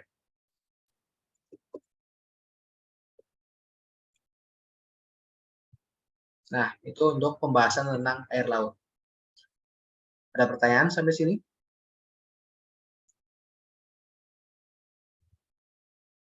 Kalau tidak ada, Paham kita Kak, nggak ada lanjutkan. pertanyaan. Gimana? Ada pertanyaan? Tidak ada Kak. Oke. Kalau tidak ada, kita lanjutkan ya ke materi selanjutnya. Nah, yang selanjutnya ini ada gerakan air laut. Ya, gerakan air laut yang kalian kenal, mungkin ada beberapa ya. Kayak misalkan pasang surut ya, kemudian gelombang, arus ya. Nah, itu semua itu adalah gerakan dari air laut. Nah, kita akan bahas satu persatu.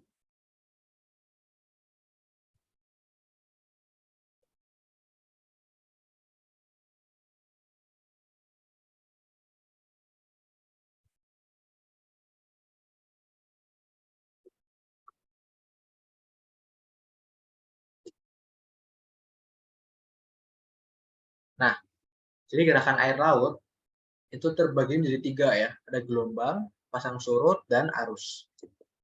Yang pertama ada gelombang. Nah, gelombang itu berbeda dengan arus ya. Jadi gelombang itu sebenarnya gerakan naik turun air, tapi partikelnya itu nggak bergerak ya. Kalau arus itu bergerak, kalau gelombang itu gerakan naik turun doang. Seolah-olah dia bergerak ya. Sebenarnya apa? Partikel air itu hanya naik turun ya. Sini. Naik turun, naik turun, naik turun gitu. Misalkan kalian mandi gitu ya. Nah, kalian jatuhkan benda ke kolam kalian. Nah, itu kan akan terbentuk gelombang di sekitarnya ya. Nah, itu tuh gerakan naik turun airnya ya. Jadi nggak ada pergerakan arusnya sebenarnya, nggak ada pergerakan airnya, hanya gerakan naik turun. Karena tadi ya ada objek yang kalian jatuhkan, itu gelombang. Nah, ini parameter-parameter gelombang ya. Daerah tinggian ini disebut sebagai crest ya atau puncak. Kalau yang lembah ya atau trough. Kemudian jarak antara satu puncak gelombang dengan puncak gelombang yang satunya ya itu adalah panjang gelombang. Nah, panjang gelombang dalam oceanografi itu menggunakan lambang L ya, bukan lambda. Kalau di fisika kan lambda ya. Nah, kemudian ini gerakan partikel airnya ya, sebenarnya dia hanya berputar di satu tempat yang sama ya, naik turun. Dia nggak bergerak ke samping ya, nggak ada pergerakan partikelnya. Karena kalau udah bergerak itu namanya arus ya. Kalau dia masih naik turun, masih dalam satu tempat yang sama, itu namanya gelombang.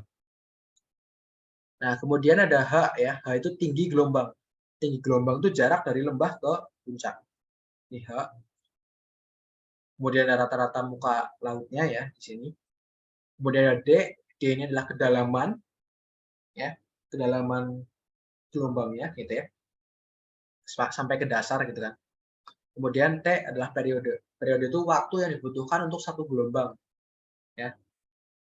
Menyelesaikan satu fase. Jadi dari yang puncak kembali ke puncak itu berapa waktunya gitu ya. Nah, itu adalah satu periode. Itu periode gelombang. Nah, kemudian ada kecepatan rambat gelombang ya. Di mana untuk mengetahui kecepatan rambat gelombang, kita menggunakan rumus C sama dengan L per T. Nah, dalam gelombang ya, gelombang yang kita pelajari dalam ilmu oceanografi, kecepatan itu menggunakan lambang C, bukan V ya. Kalau di fisika kan V ya, velocity. Kalau di gelombang itu C. Nah, kemudian menghitungnya dengan L per T. L itu panjang gelombangnya, T itu periode. Nah, nanti rumus kecepatan gelombang itu bisa berubah ya, bergantung dari tipe perairannya. Apakah perairannya itu dalam atau dangkal. Nah, cara mengetahui perairan dalam atau dangkal itu dengan kita menghitung kedalamannya dibagi dengan panjang gelombang ya, atau D per L. Ya, contohnya gini. Ada lautan gitu ya, kedalamannya misalnya 10 meter. Ya. Kemudian panjang gelombangnya L-nya gitu ya. Misalkan panjang gelombangnya 5 meter gitu ya. Nah, berarti dibagi aja ya. Kedalamannya dibagi dengan panjang gelombang D per L kan. 10 bagi 5. Oh, 2. Nah, 2 tuh gimana? Lebih besar dari setengah, ya enggak? Karena 2 lebih dari setengah, artinya perairan yang dimaksud di sini ya, yang memiliki kedalaman 10 meter dan memiliki panjang gelombang 5 meter, ini masuk ke dalam perairan yang dalam. Karena nilai D per L-nya lebih besar dari setengah ya, kan nilainya 2. Nah, itu masuk ke perairan dalam. Tapi kalau misalkan kedalamannya 1 meter misalkan, panjangnya berapa? 4 meter. Seperempat. Seperempat itu berapa? Ya, seperempat ya, lebih kecil dari setengah. Nah, nanti beda lagi, berarti bukan perairan dalam, karena dia lebih kecil dari setengah, ya enggak? Nah, untuk kasus yang perairan dalam ini, rumus panjang gelombangnya itu GT kuadrat ya. G itu kecepatan gravitasi ya, 9,8. T itu periodenya dikuadratkan per 2pi. Pi itu ya 22/7 ya, atau 3,14. Itu rumus kecepatan gelombang. Panjang gelombang. Kemudian yang C ya, akhirnya bisa didapatkan rumus kecepatan gelombang di perairan dalam, itu kan L per T. Nah, L-nya kita masukkan rumus ini. GT kuadrat per 2pi. Nah, tapi kan per T ya enggak? Akhirnya T-nya dicoret 1 ya. Akhirnya rumus kecepatan di perairan dalam itu cuma GT per 2pi. Udah nggak ada kuadratnya, karena T-nya dicoret dengan penyebut di sini. Ya. Jadi rumus kecepatannya lebih spesifiknya di perairan dalam adalah GT per 2pi.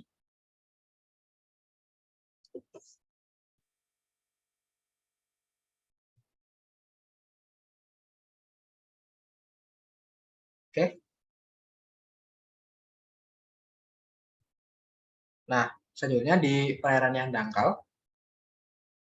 Nah, kalau perairan yang dangkal itu D per L-nya kurang dari 1/20 ya. Cara perhitungannya sama. Dalamannya dibagi dengan panjang gelombang. Kalau nilainya kurang dari 1/20 ya, nah maka dia masuk ke kategori perairan yang dangkal. Di mana nilai L-nya ya nanti bisa dihitung dengan rumus T akar GD. Nah, di sini ada parameter D ya. Karena di perairan dangkal itu sangat dipengaruhi oleh kedalaman. Ya. Di perairan dangkal itu kan ya semakin dangkal ya. Artinya apa? Kedalamannya itu sangat berpengaruh. Dia semakin dangkal. Gelombangnya akan semakin tinggi nanti karena dia menabrak dasar lautnya. Dasar lautnya dangkal soalnya. Makanya parameter kedalamannya jadi berpengaruh. Jadinya L-nya tuh diperoleh dengan rumus T ya, periode dikalikan akar GD. Akar G-nya itu 9,8 dikalikan D ya, itu kedalamannya. Nah, kemudian akhirnya kita bisa mencari ya kecepatan perairan dangkal ya, kecepatan gelombang di perairan dangkal. Rumusnya kan tadi L per T ya. Nah, L-nya kita substitusi dengan nilai T per T akar GD ini. Nah, T-nya kan dicoret lagi ya sama kayak yang di dalam tadi kan. Akhirnya apa? Rumus kecepatan gelombang di perairan dangkal itu cukup dengan akar GD aja. Ya. Jadi akar 9,8 dikalikan kedalamannya. Dah, itu aja. Ini untuk rumus kecepatan di perairan dangkal.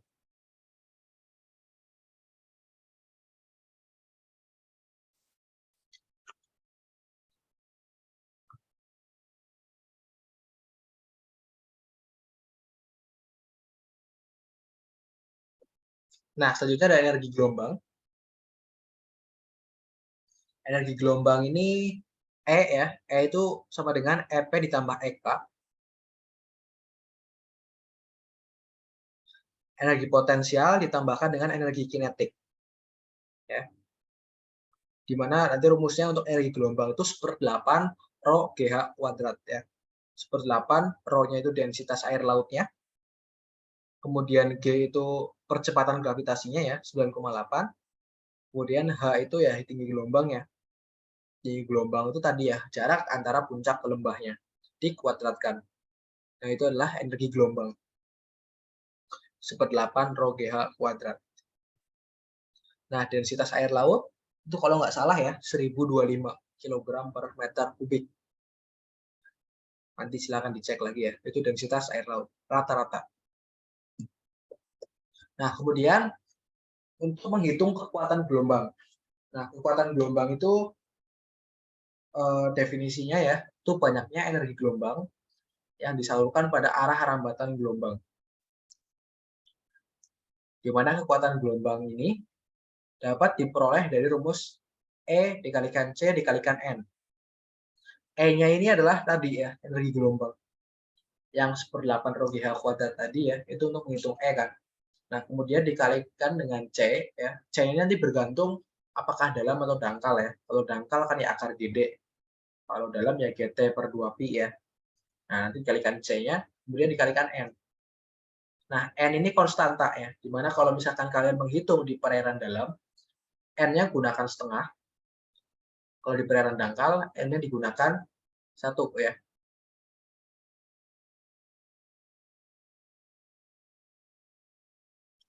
Ini rumus kekuatan gelombang.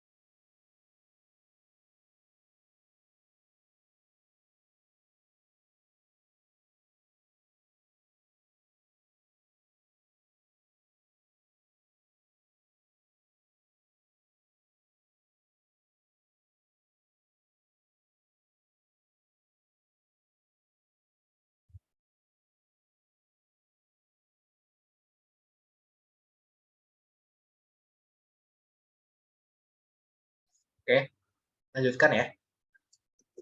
Nah, penyebab gelombang ya, itu yang pertama bisa karena badai. Jadi badai yang di tengah laut gitu ya, itu akan menggerakkan permukaan air lautnya ya, naik turun. Nah, nantinya akan bergerak ya bukan bergerak, sorry, akan terbentuk gelombang naik turun ya sampai ke pantai gitu ya, ke pantai gelombangnya. Nah, untuk di dekat dengan sumber badainya di sini, gelombangnya itu dia akan tidak terlalu panjang ya, panjang gelombangnya pendek. Panjang gelombangnya pendek, periodenya juga pendek. Semakin jauh dari sumber badainya, ya, maka dia panjang gelombangnya akan semakin panjang, ya. Kemudian periodenya juga panjang, ya, karena kan dia semakin panjang ya. Jadi waktu yang dibutuhkan untuk puncak ke puncaknya akan semakin lama. Nah, ini salah satu penyebab gelombang ya, bisa karena badai. Nah, kemudian bisa juga karena tiupan angin ya, tiupan angin normal ya, misalkan kayak angin laut, angin darat gitu ya. Nah, itu bisa menyebabkan gelombang juga. Nah, kalau gelombang yang karena tiupan angin ini bisa ditentukan oleh yang pertama kecepatan anginnya. Kalau kecepatan anginnya besar, maka gelombang yang dihasilkan akan ini ya, gelombangnya akan cepat gitu ya. Gelombangnya akan cepat, naik turunnya gitu ya, periodenya cepat berarti. Kemudian bergantung juga dengan yang kedua adalah lamanya tiupan anginnya. Apakah tiupan anginnya hanya sebentar atau lama gitu ya.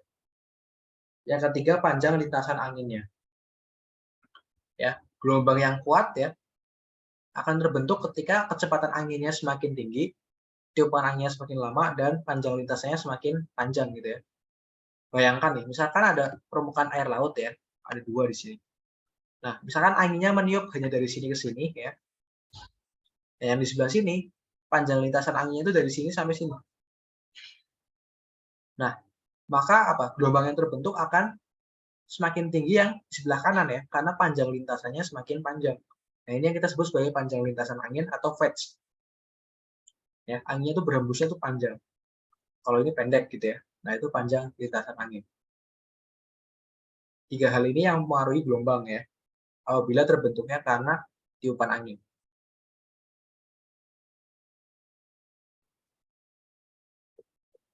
Nah, kemudian gelombang pecah. Gelombang pecah itu gelombang yang sampai ke pantai, sampai ke daratan. Nah, gelombang pecah itu ya ombak gitu ya, yang sampai ke daratan. Biasanya kan berbuih gitu ya. Nah, itu ciri-ciri gelombang pecah. Nah, gelombang pecah itu ada beberapa tipe ya. Nah, ada spilling, ada plunging, ada surging. Kalau spilling breaker ya atau gelombang pecah spilling, ini gelombang yang menggunung ya, normal-normal aja. Gelombangnya menggunung ya. Kemudian ada buihnya di puncaknya. Nah, ini spilling. Biasanya terjadi pada daerah-daerah yang pantainya landai. Misalkan kalian main ke pantai ya, pantai yang kalian kunjungi itu landai. Nah, maka gelombang pecah ataupun ombak yang datangnya biasanya bentuknya spilling. Kalau misalkan untuk pantai yang terjal, biasanya tuh gelombang pecahnya itu bentuknya plunging ya. Dia menggulung ke depan seperti ini. Ya, nanti dia menggulung ke depan. Ini biasanya digunakan untuk selancar biasanya. Di tengah-tengah sininya. Nah, di sini. Ya, ini buat selancar. Ini terjadi di daerah yang terjal. Nah, kemudian kalau untuk pantai yang sangat terjal ya, yang sangat-sangat terjal, itu gelombang pecahnya akan menghasilkan tipe yang surging. Tipe yang surging ini dia karena dia sangat terjal kan, gelombang yang datang tuh langsung nabrak aja. Langsung nabrak terus buihnya banyak di sini ya. Di tempat dia bertabrakan dengan dinding pantainya gitu ya. Ini langsung banyak buih-buihnya. Nah, ini surging. Nah, surging itu nanti ada dua ya. Collapsing ada surging. Intinya ini sama, surging itu bisa collapsing juga. Ini pembagian jenisnya aja. Ini di daerah yang sangat-sangat terjal. Jadi bergantung pada apa? Sudut lereng gisiknya atau sudut pantainya gitu ya. Yang menyebabkan gelombang pecah tipenya itu. Sudut pantainya. Nah, ini yang plunging. Ini yang menggulung ke depan ya. Jadi naik, menggulung ke depan ya. Terus naik lagi, menggulung lagi. Itu yang tipe plunging. Ini di daerah yang terjal ya. Ini ada peselancarnya di sini. Nah, kemudian ada ini ya, beberapa gerakan gelombang. Yang pertama ada refraksi gelombang. Sebentar.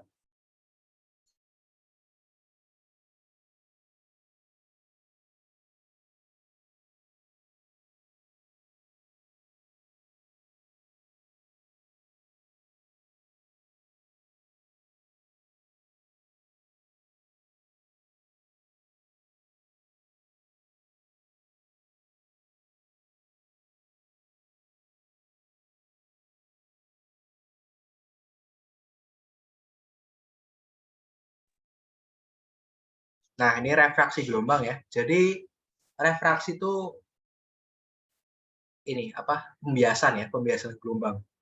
Pembiasan gelombang ini bisa terjadi ya kalau misalkan di daerah pantainya itu nggak lurus ya.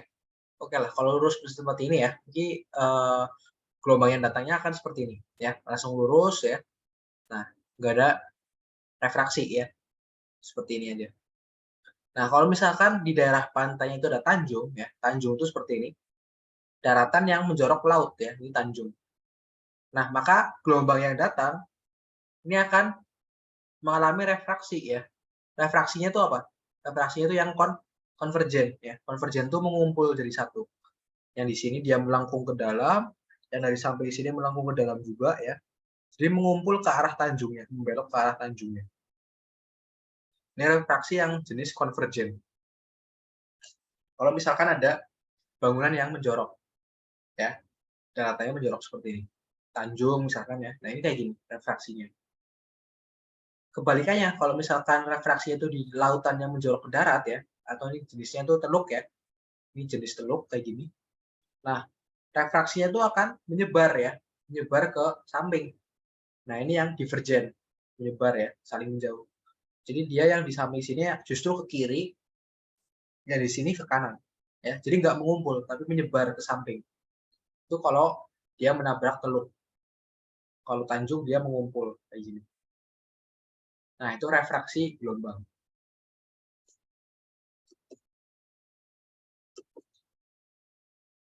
Nah kemudian ada difraksi gelombang.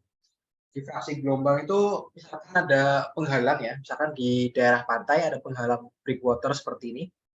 Nah, gelombang yang datang akan lewat di daerah yang bercelah ya, yang nggak ada breakwaternya. Misalnya breakwaternya tuh ya tebing misalkan ya. Nah, misalkan di sampingnya ini nggak ada tebing, ya udah berarti lewatnya ke sini, ya nggak? Karena kosong, nggak ada breakwater. Nah, tetapi gelombangnya akan mengalami difraksi ke belakang breakwaternya. Jadi setelah lewat, nah dia akan terdifraksi ke belakang seperti ini ilustrasinya. Ya, dia tersebar ke belakang breakwaternya. Nah, ini namanya fenomena difraksi. Ketika ada breakwater di arah datang gelombangnya. Nah, ini seperti ini ilustrasi yang kedua ya. Jadi gelombang yang datang ada breakwater di sini ya. Nah, gelombang yang masuk dia akan tersebarkan ya ke belakangnya. Ke belakang breakwater ya. Ini namanya difraksi. Ini ke belakangnya juga. Nah, itu di difraksi gelombang.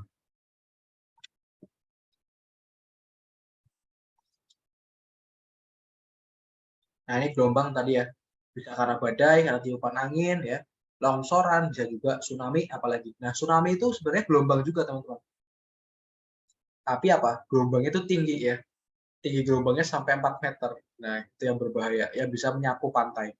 Sebenarnya itu kan gelombang juga ya. Karena guncangan gempa ya, terbentuk gelombang. Gelombangnya sangat tinggi tapi. Namanya tsunami. Nah, kemudian ada pasang surut.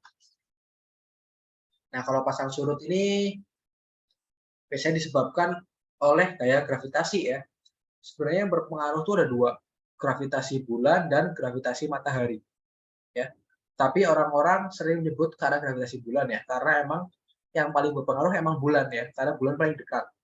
Jadi kayak tariknya bulan itu yang paling berpengaruh terhadap pasang surut ya, karena paling dekat. Tapi nggak menutup, maksudnya masih ada tarikan dari matahari juga gitu, walaupun kecil. Nah, makanya ada yang disebut dengan pasang purnama dan pasang perbani.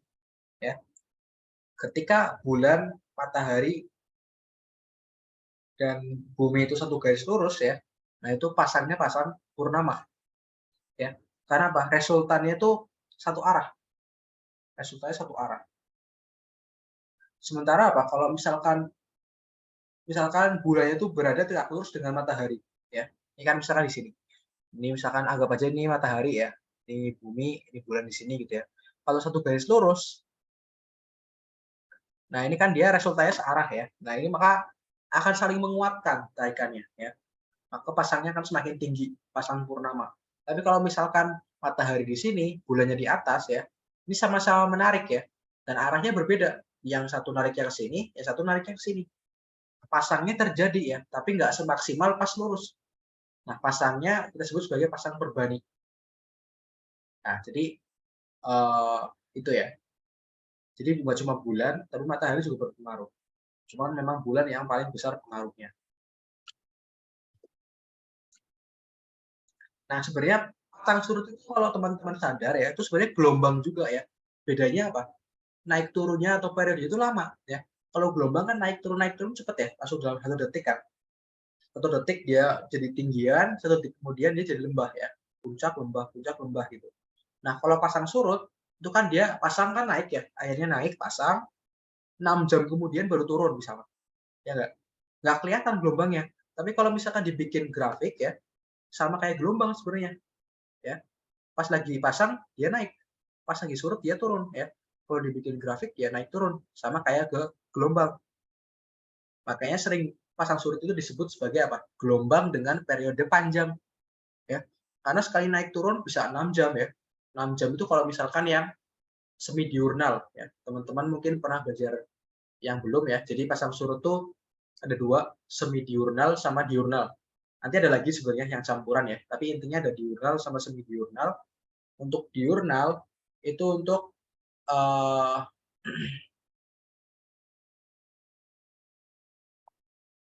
sebentar. Jadi ada yang 1 kali pasang dan 1 kali surut gitu ya.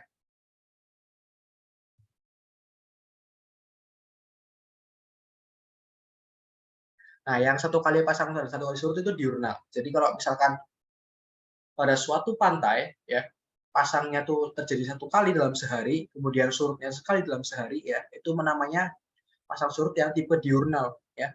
Artinya periode pasutnya atau pasang surutnya berapa? 12 jam ya. Dalam 1 hari kan 24 jam. 12 jam pasang, 12 jam surut. Nah, periodenya panjang ya.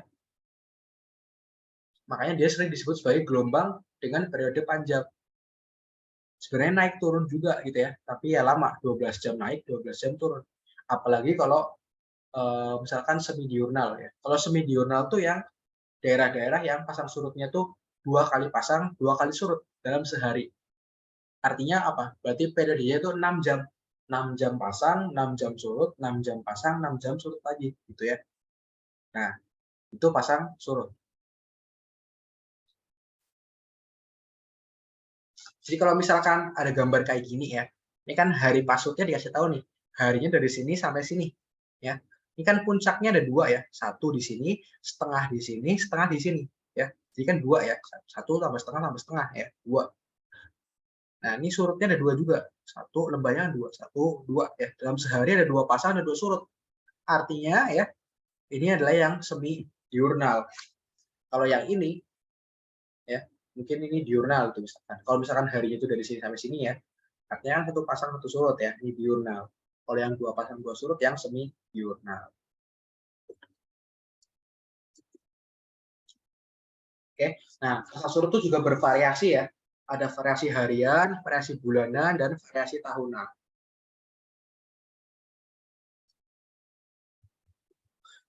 Variasi harian ya tadi ya. Ada yang 1 kali pasang, 1 kali surut, 2 kali pasang, 2 kali surut ya. Kalau variasi bulanan tadi bergantung pada posisi bulannya. Kalau bulannya 1 garis dengan matahari ya, ini namanya spring tide. Ya, spring tide itu ya pasang purnama gitu ya. Kemudian pada saat bulannya itu tegak lurus ya dengan matahari, ini yang namanya neap tide. Neap tide itu pasang berbani ya. Kemudian pasang purnama lagi, pasang berbani lagi ya. Kemudian ulang lagi dari awal. Karena kan bulan itu mengitari bumi ya. Bumi mengelilingi matahari gitu ya. Bulan itu mengelilingi bumi. Jadi ketika bulannya di depan sini ya, ini kan bulan baru ya, spring tide. Kemudian dia di sini di kirinya bumi ya, neap tide. Kemudian di belakang 1 garis lurus lagi ya. Nah, ini spring tide lagi. Kemudian di kanan neap tide lagi, terus diulangi lagi dan seterusnya. Ini adalah variasi bulanan.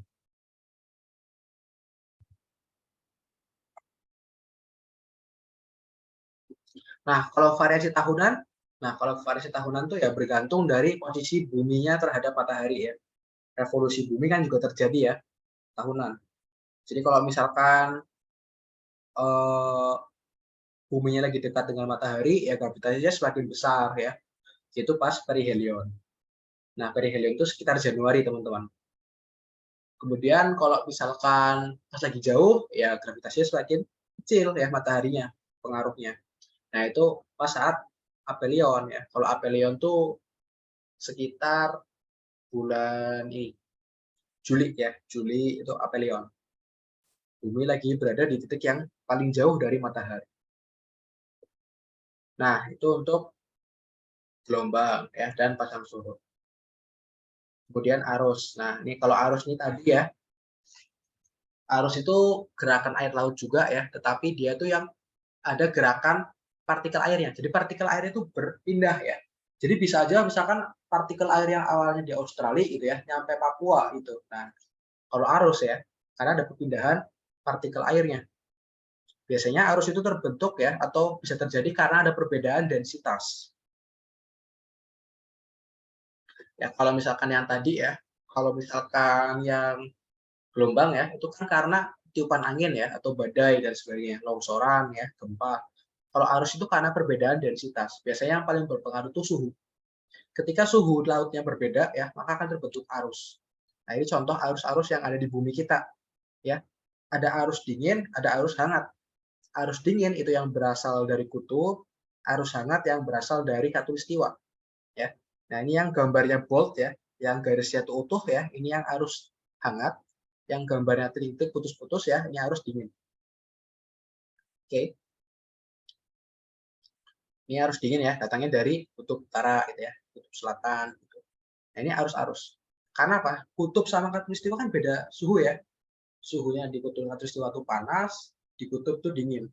Karena perbedaan densitas itu bisa dipengaruhi oleh perbedaan suhu. Nah, perbedaan densitas akan menyebabkan terjadinya arus. Jadi karena ada lautan yang beda suhunya ya, otomatis densitasnya berbeda gitu ya. Akhirnya apa? Terbentuk arus. Nah, itu kenapa arus bisa terbentuk gitu ya. Nah, ini arus-arusnya tadi ya, yang ada di bumi kita ya. Ini sebenarnya nggak perlu dihafalkan ya, tetapi ya beberapa ada yang penting. Ada yang sering keluar. Contohnya yang di arus yang di sekitar Jepang ini. Kuroshio sama Oyashio ya. Oyashio itu arus dingin yang datang dari kutub.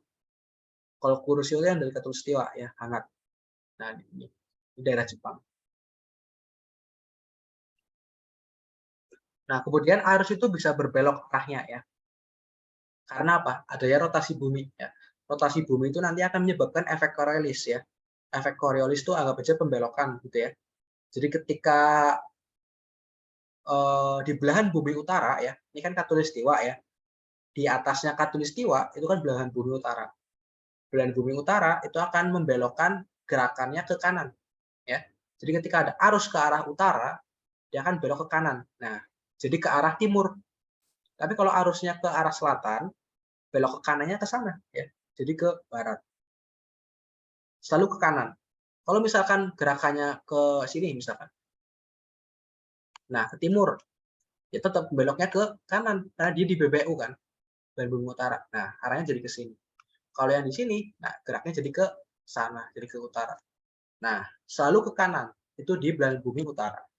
Akibat rotasi bumi ya, adanya efek Coriolis. Kalau di belahan bumi selatan, yang di daerah bawah khatulistiwa ini, ya, pembelokan tuh ke kiri, selalu ke kiri. Misalkan untuk arus yang ke utara itu ya, ini kan ke kiri ya, jadi ke barat. Kalau arus yang ke selatan, ini jadi ke kiri, jadi ke timur. Ya. Kalau ke arah sini, ya ke kiri ya, jadinya ke utara. Kalau yang ke sini, jadinya ke selatan. Kirinya kan selatan. Nah, itu ya. Jadi di BBU, belahan bumi utara itu ke kanan, kalau di BBS itu ke kiri. Nah, ini nanti berlaku dengan angin juga ya. Angin juga pembelokannya sama. Di BBU ke kanan, di BBS ke kiri. Oke. Nah, jadi untuk arus ya.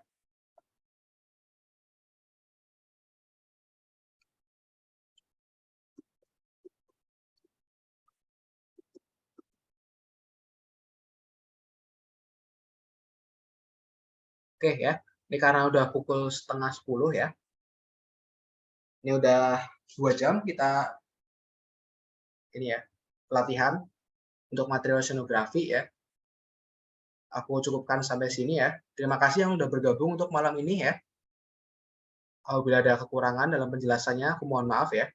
Semangat terus belajarnya. Mungkin kalian udah ini ya, udah libur semua ya? Atau belum? Udah Kak. Oke, mantap. Udah liburan ya, santai. Udah di rumah ya? Alhamdulillah udah Kak. Oke. Oke, semangat terus belajarnya ya. Udah semakin dekat ya untuk OSN tahun depan. Terima kasih untuk yang udah bergabung malam ini ya. Apabila ada yang kurang, aku mohon maaf. Aku tutup sampai sini ya. Terima kasih. Wabillahi taufiq wal hidayah. Wassalamualaikum warahmatullahi wabarakatuh. Selamat malam. Waalaikumsalam warahmatullahi wabarakatuh. Malam Kak. Oke. Terima kasih, Kak. Oke, sama-sama ya.